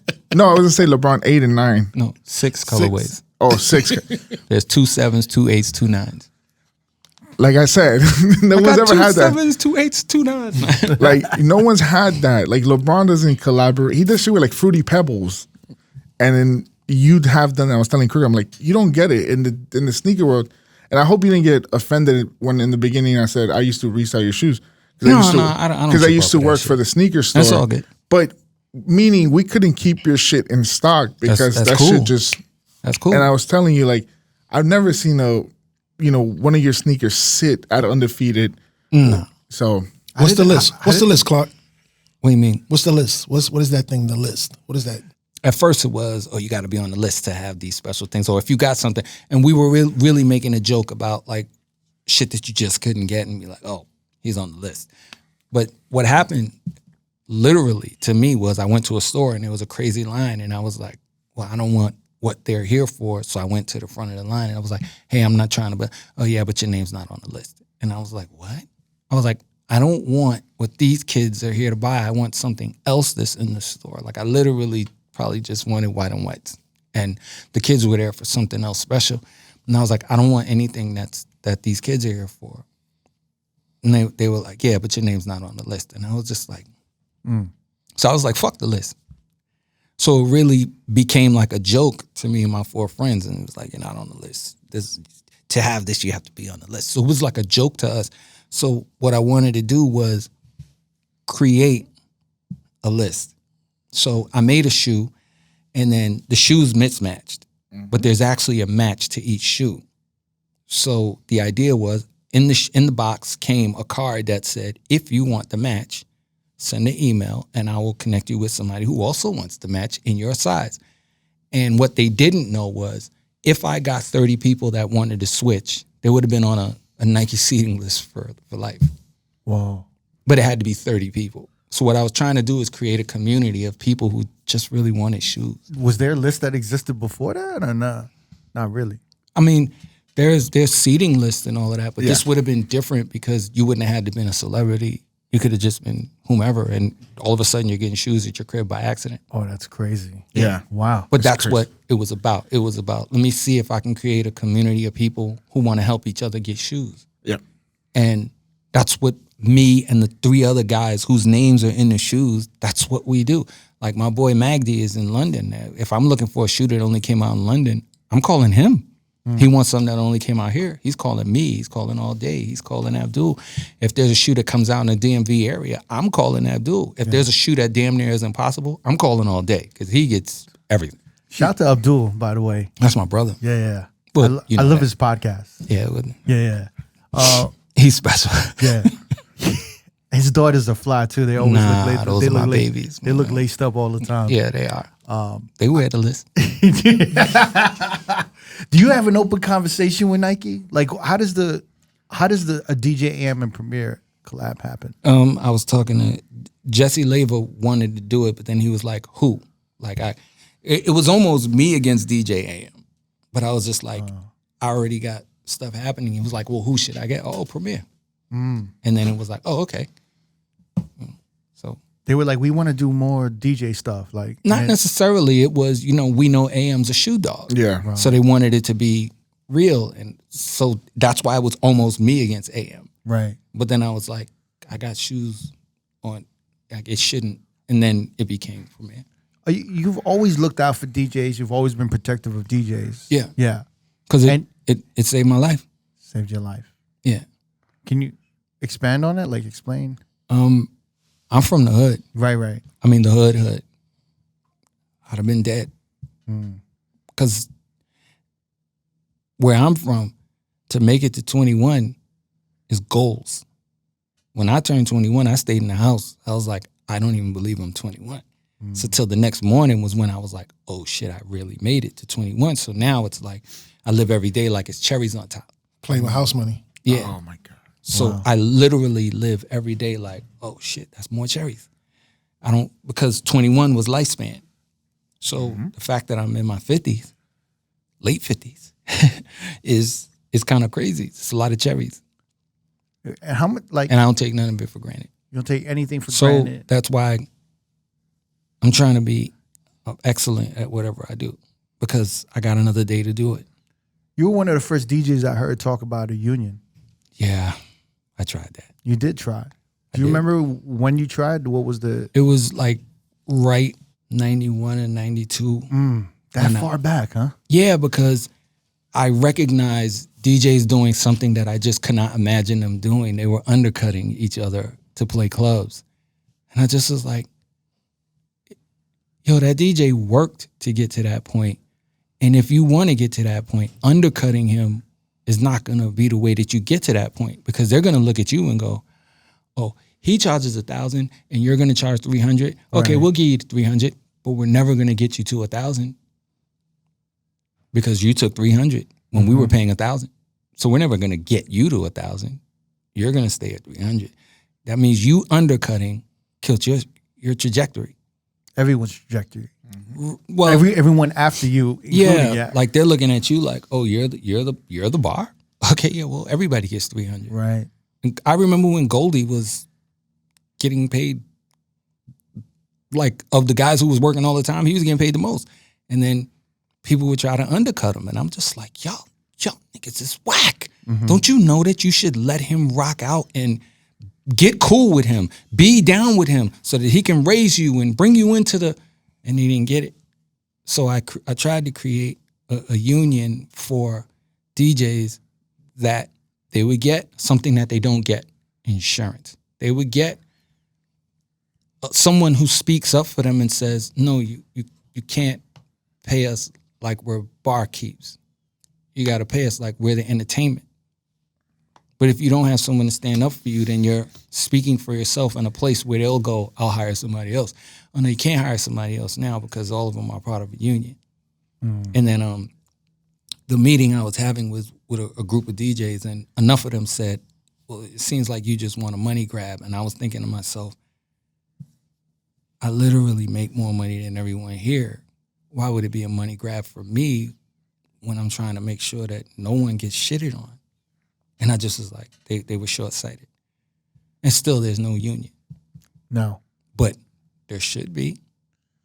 There's also a reason why the rates keep going down and why DJs are still getting paid $300 30, 40 years later. That sounds crazy. It's crazy. Bananas. My car service is more than $300.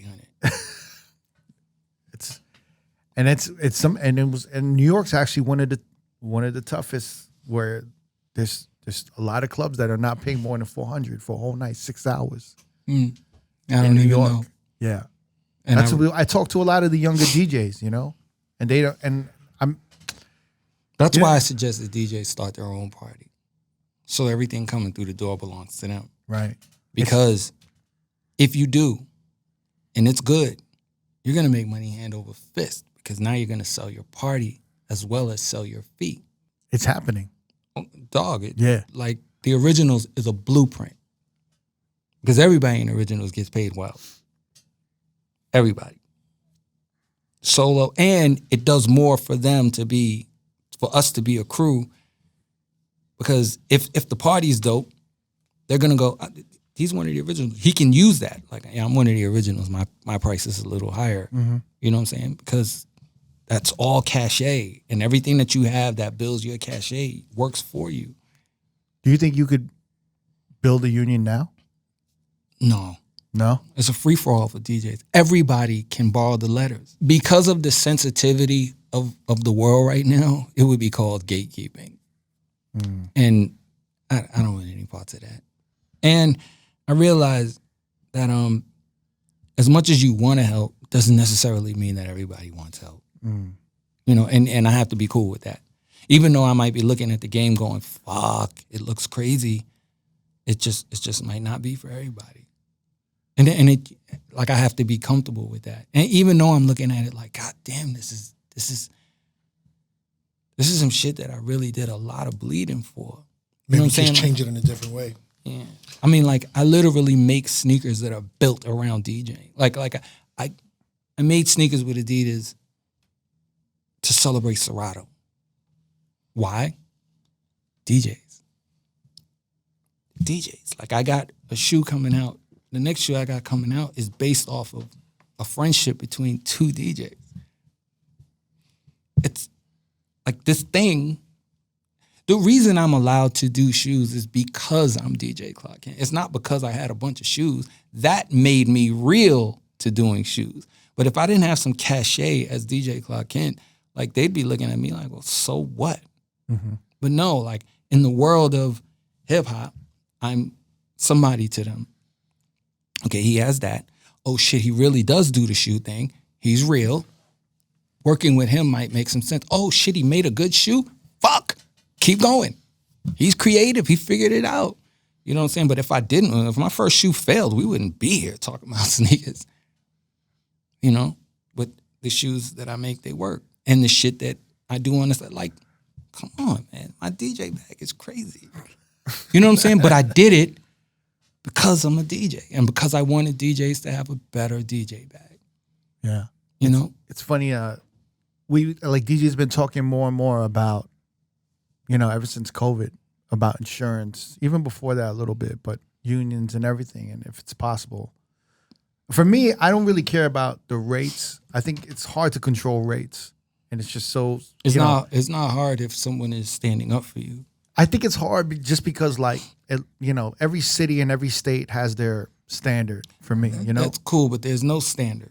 It's what these motherfuckers choose they want to give you, right. And it's whether you choose to take it or not. Like, literally, open the door for DJs to get $1,000 in a night. Mm-hmm.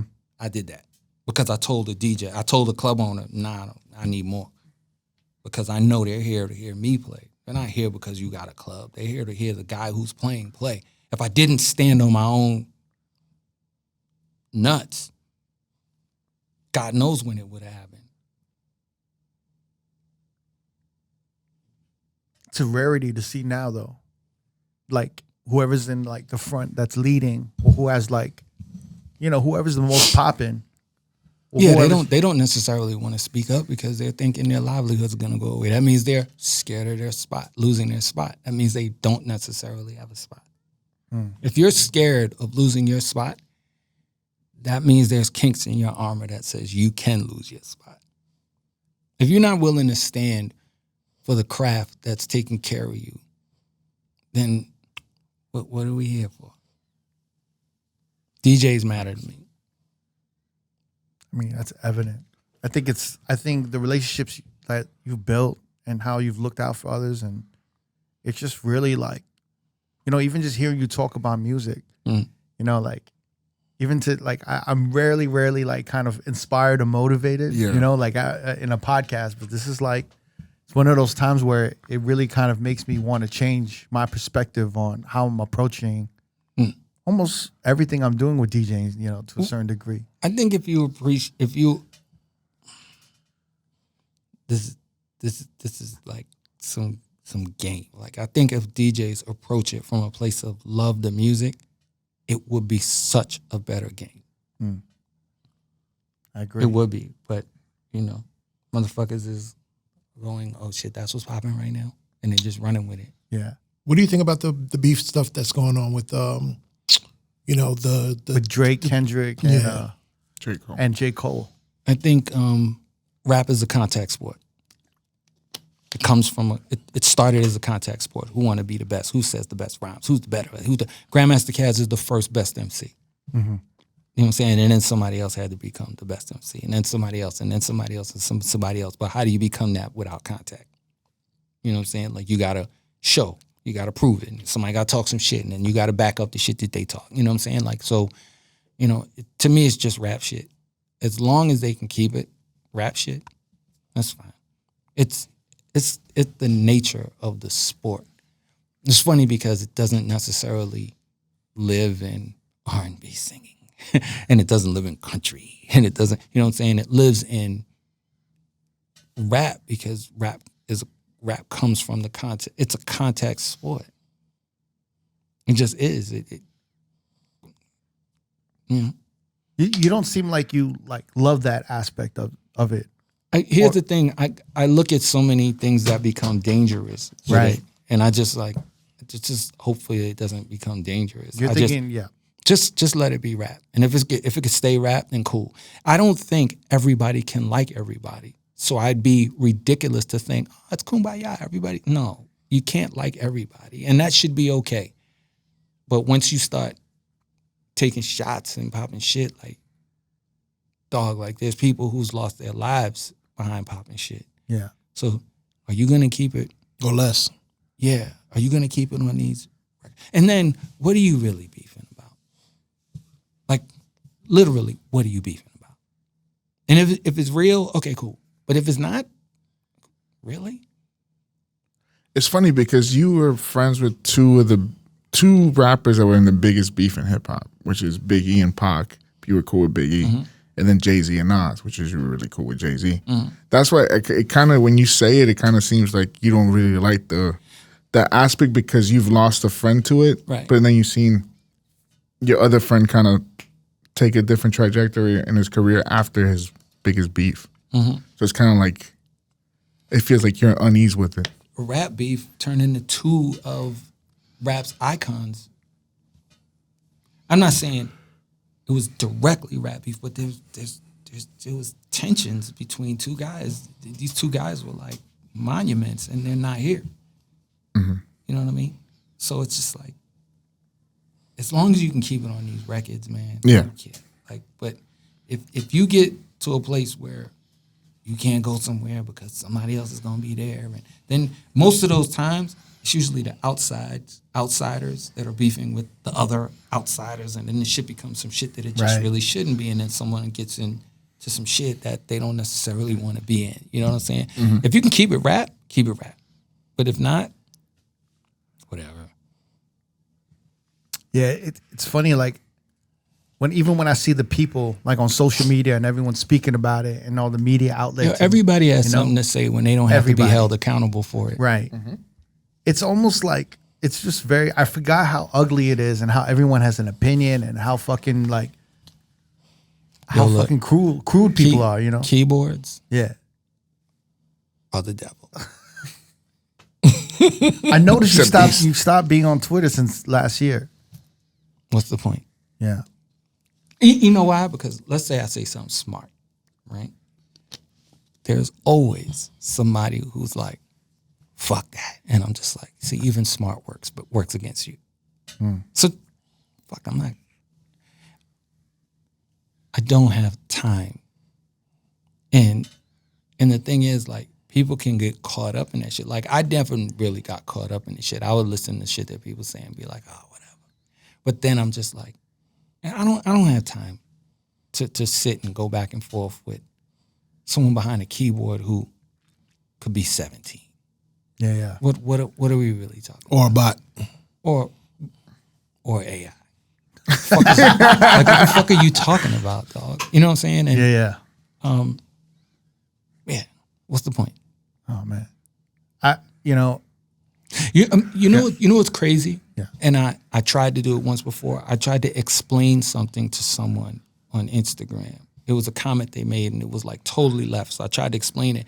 And then they just went even more further left. And I just was like, I'm bugging. And then when you press on there, they got like 11 followers with no picture. And Right. I'm just like, yo, it's a waste.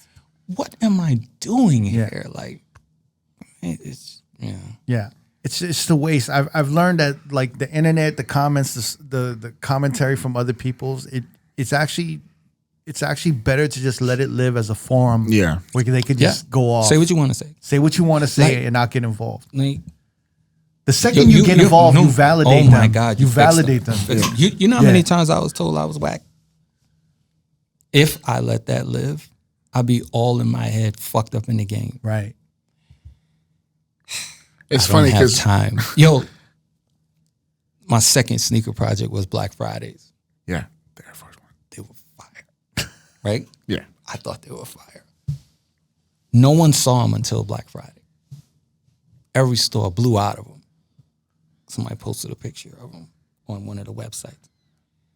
Fuck them sneakers. They look like pubic hair anyway. And they I have, was just they have like, like little. I was like, what? And I was like, oh, no, I'm bugging. I can't do that. Right. I can't jump in and just be like, fuck are you talking about? And I thought to myself, says the person who can't get a sneaker collab. So I just left it that way. Yeah. You know, because what am I going to do? Go back. And then I looked at them and I was like, that's what he thinks. That's what he thinks. That's cool. Or you feel that way because you didn't get him? You know, it's so many ways that I looked at it and I was just like, if I go and say something, I'm going to be a clown. And I'm from Brooklyn and I cannot be a clown. I can't do it. I can't be a clown. And like, I'm not a part of the circus. I could watch the circus, but I'm not a part of the circus. When you think of yourself and you think of like, you know, your abilities and your mind and your heart, are you hard on yourself or do you always remind yourself, do you know that you love yourself? You know what I mean? Are you always encouraging yourself or are you your biggest critic? I'm definitely a big critic. Like somebody says, yo, what's the best record you've done? I said, I haven't done it. You know what I'm saying? Like best part you played, I haven't played it. You know what I'm saying? Because I believe everything can be better somehow. So I study my craft and I study everything that I think I want to get into. Like the first time I wanted to do a sneaker, I was saying, I want to do this, I want to do that. And they were going, you can't do this. And then later on, it still came out the way I wanted it to. But then they were like, well, this is why you probably shouldn't do. So I was just like, I want to go to China. And they were like, why? I said, so I could learn how to make sneakers. I want to sit in a factory so that they can show me what I can and can't do. So when I come back, you can't tell me what I can and can't do. You know what I'm saying? So like I do my best at whatever I get myself into, I study. You approach it like a student, Yeah, with love, like Yes, your for curiosity, sure. Yes. and like and love, Yeah. because I don't want to embarrass it. I don't, man. I don't want to embarrass. Like they let me in the shoe game, and the reason why I say let is because I did not go to school to become a sneaker designer. I did not try to get a job at a sneaker company. Oh, I'm here? What? Oh, yeah, well, let me figure out how to get it right. Let me figure out how to balance materials. Let me figure out how to be able to use materials. Let me see, can I turn these, can I roll these edges this way on this material and it work properly? Does this material stand up to wearing it a lot? Why do I think that way? Because I think the consumer has to win. And the reason why is because these brands win off of consumers. Okay, fuck that. Time for the consumer to win. So like even like 112s, the box is a premium sneaker. It's a black box Air Force One. That means it's worth more than the orange box, but it costs less than the orange box. It was $112. 112. Made sense to me. So all three of them were $112, but the shoe was really a $150 shoe. Black Fridays, $225 shoe. If you got it on Black Friday and you went to the register, it rang up $150. Why? Black Friday is the biggest sale day in the world. Consumer has to win. So when they go, it's $150, even though it's a $225 shoe. When it came out again later, it was $225. So what do you remember? On Black Friday, the shoe was on sale because Black Friday is a sale day. Everything I'm doing is consumer got to win. Because you're a consumer. 1,000%. And But he also cares. Yep. I fucking give a fuck, Right. you know? So anybody who comes to a party, you're a consumer. I got to make sure that you feel good about the fact that you paid. You want to give that consumer the best experience possible because you as The consumer has to win. Yep. The best feeling. Because you know how life-changing a good experience can be. The consumer Yep. has to win. Yep. Otherwise, this privilege that I get to play for people, I'm taking advantage, and I refuse to take advantage of the consumer. It's a privilege to be hired. Yeah. There's too many guys who can do it. I'm not saying there's too many guys who can do it like me, but there's too many guys that can do it. Right. You know what I mean? And shit. Yeah, we forget we're in the service industry. Right. You know? It's a fucking luxury to be able to pay for a set from me. Yeah. So I got to treat it like they paid for the luxury. So give them the reason why. Give them the ability to go, okay, that was worth it. You know, like make sure that the purchasing guy goes, why am I paying him this?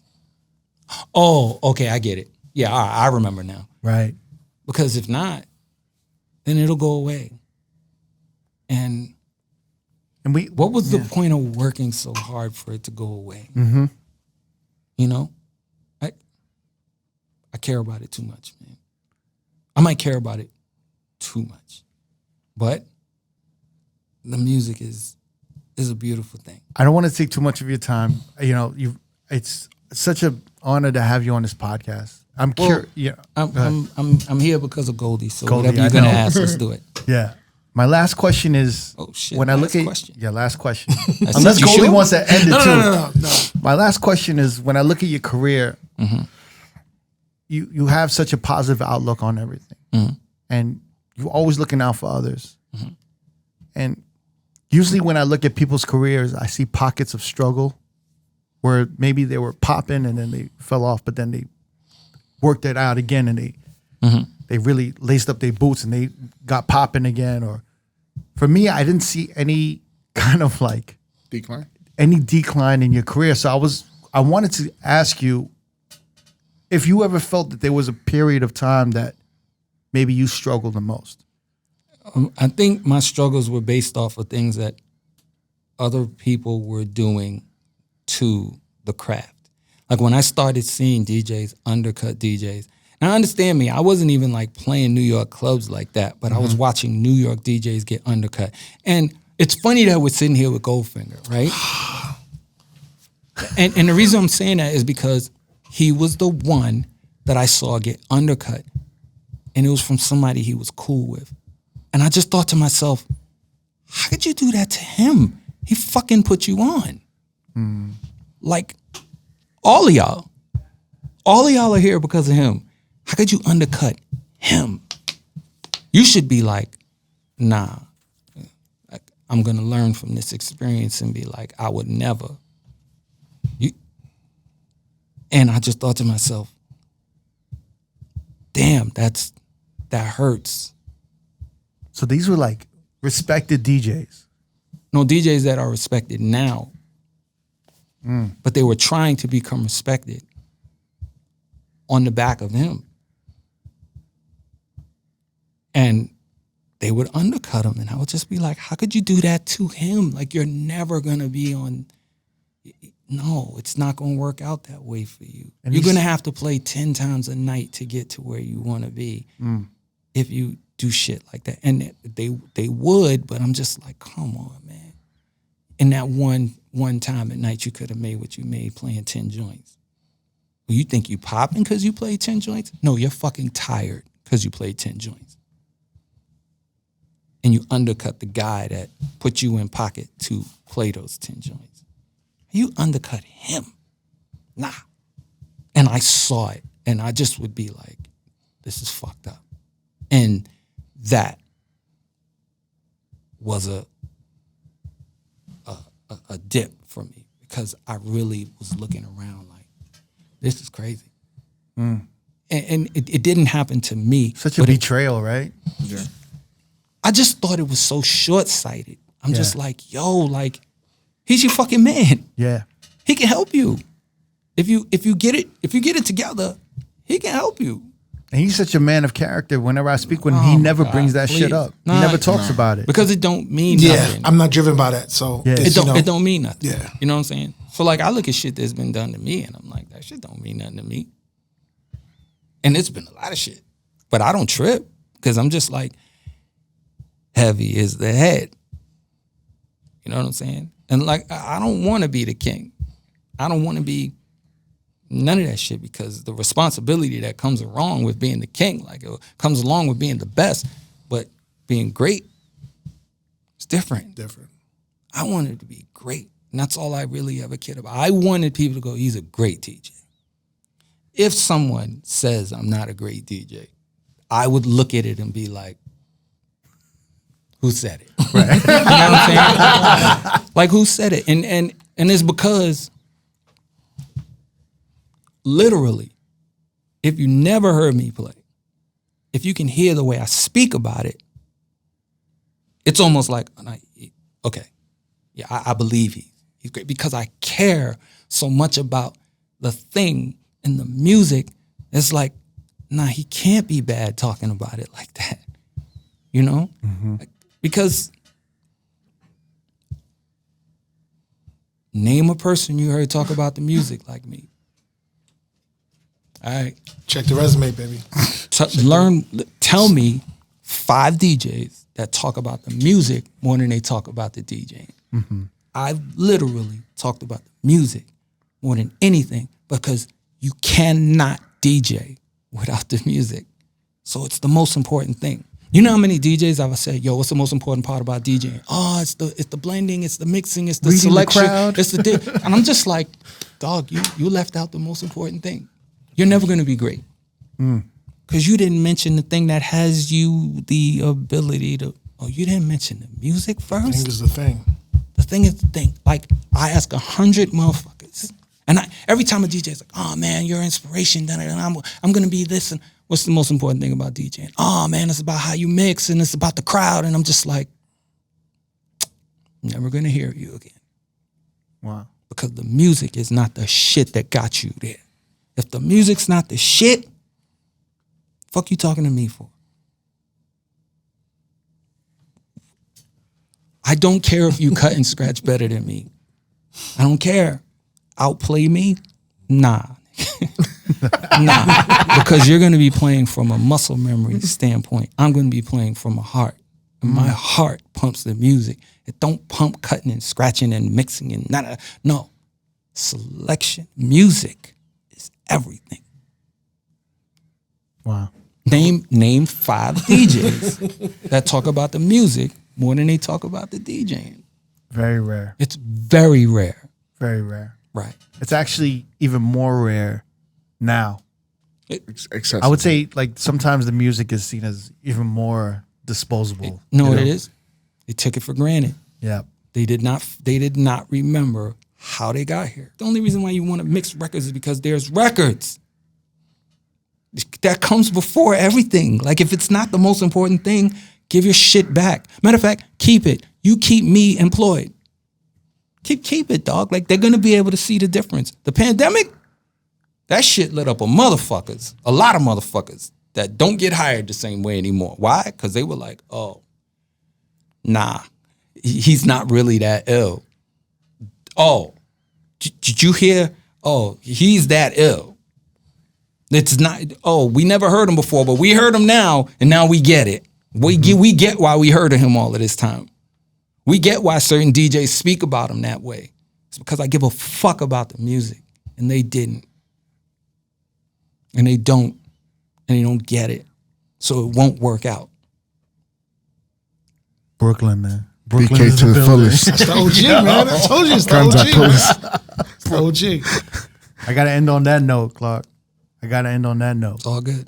Yo. Goldfinger, Thank you. Clark Kent, Thank you.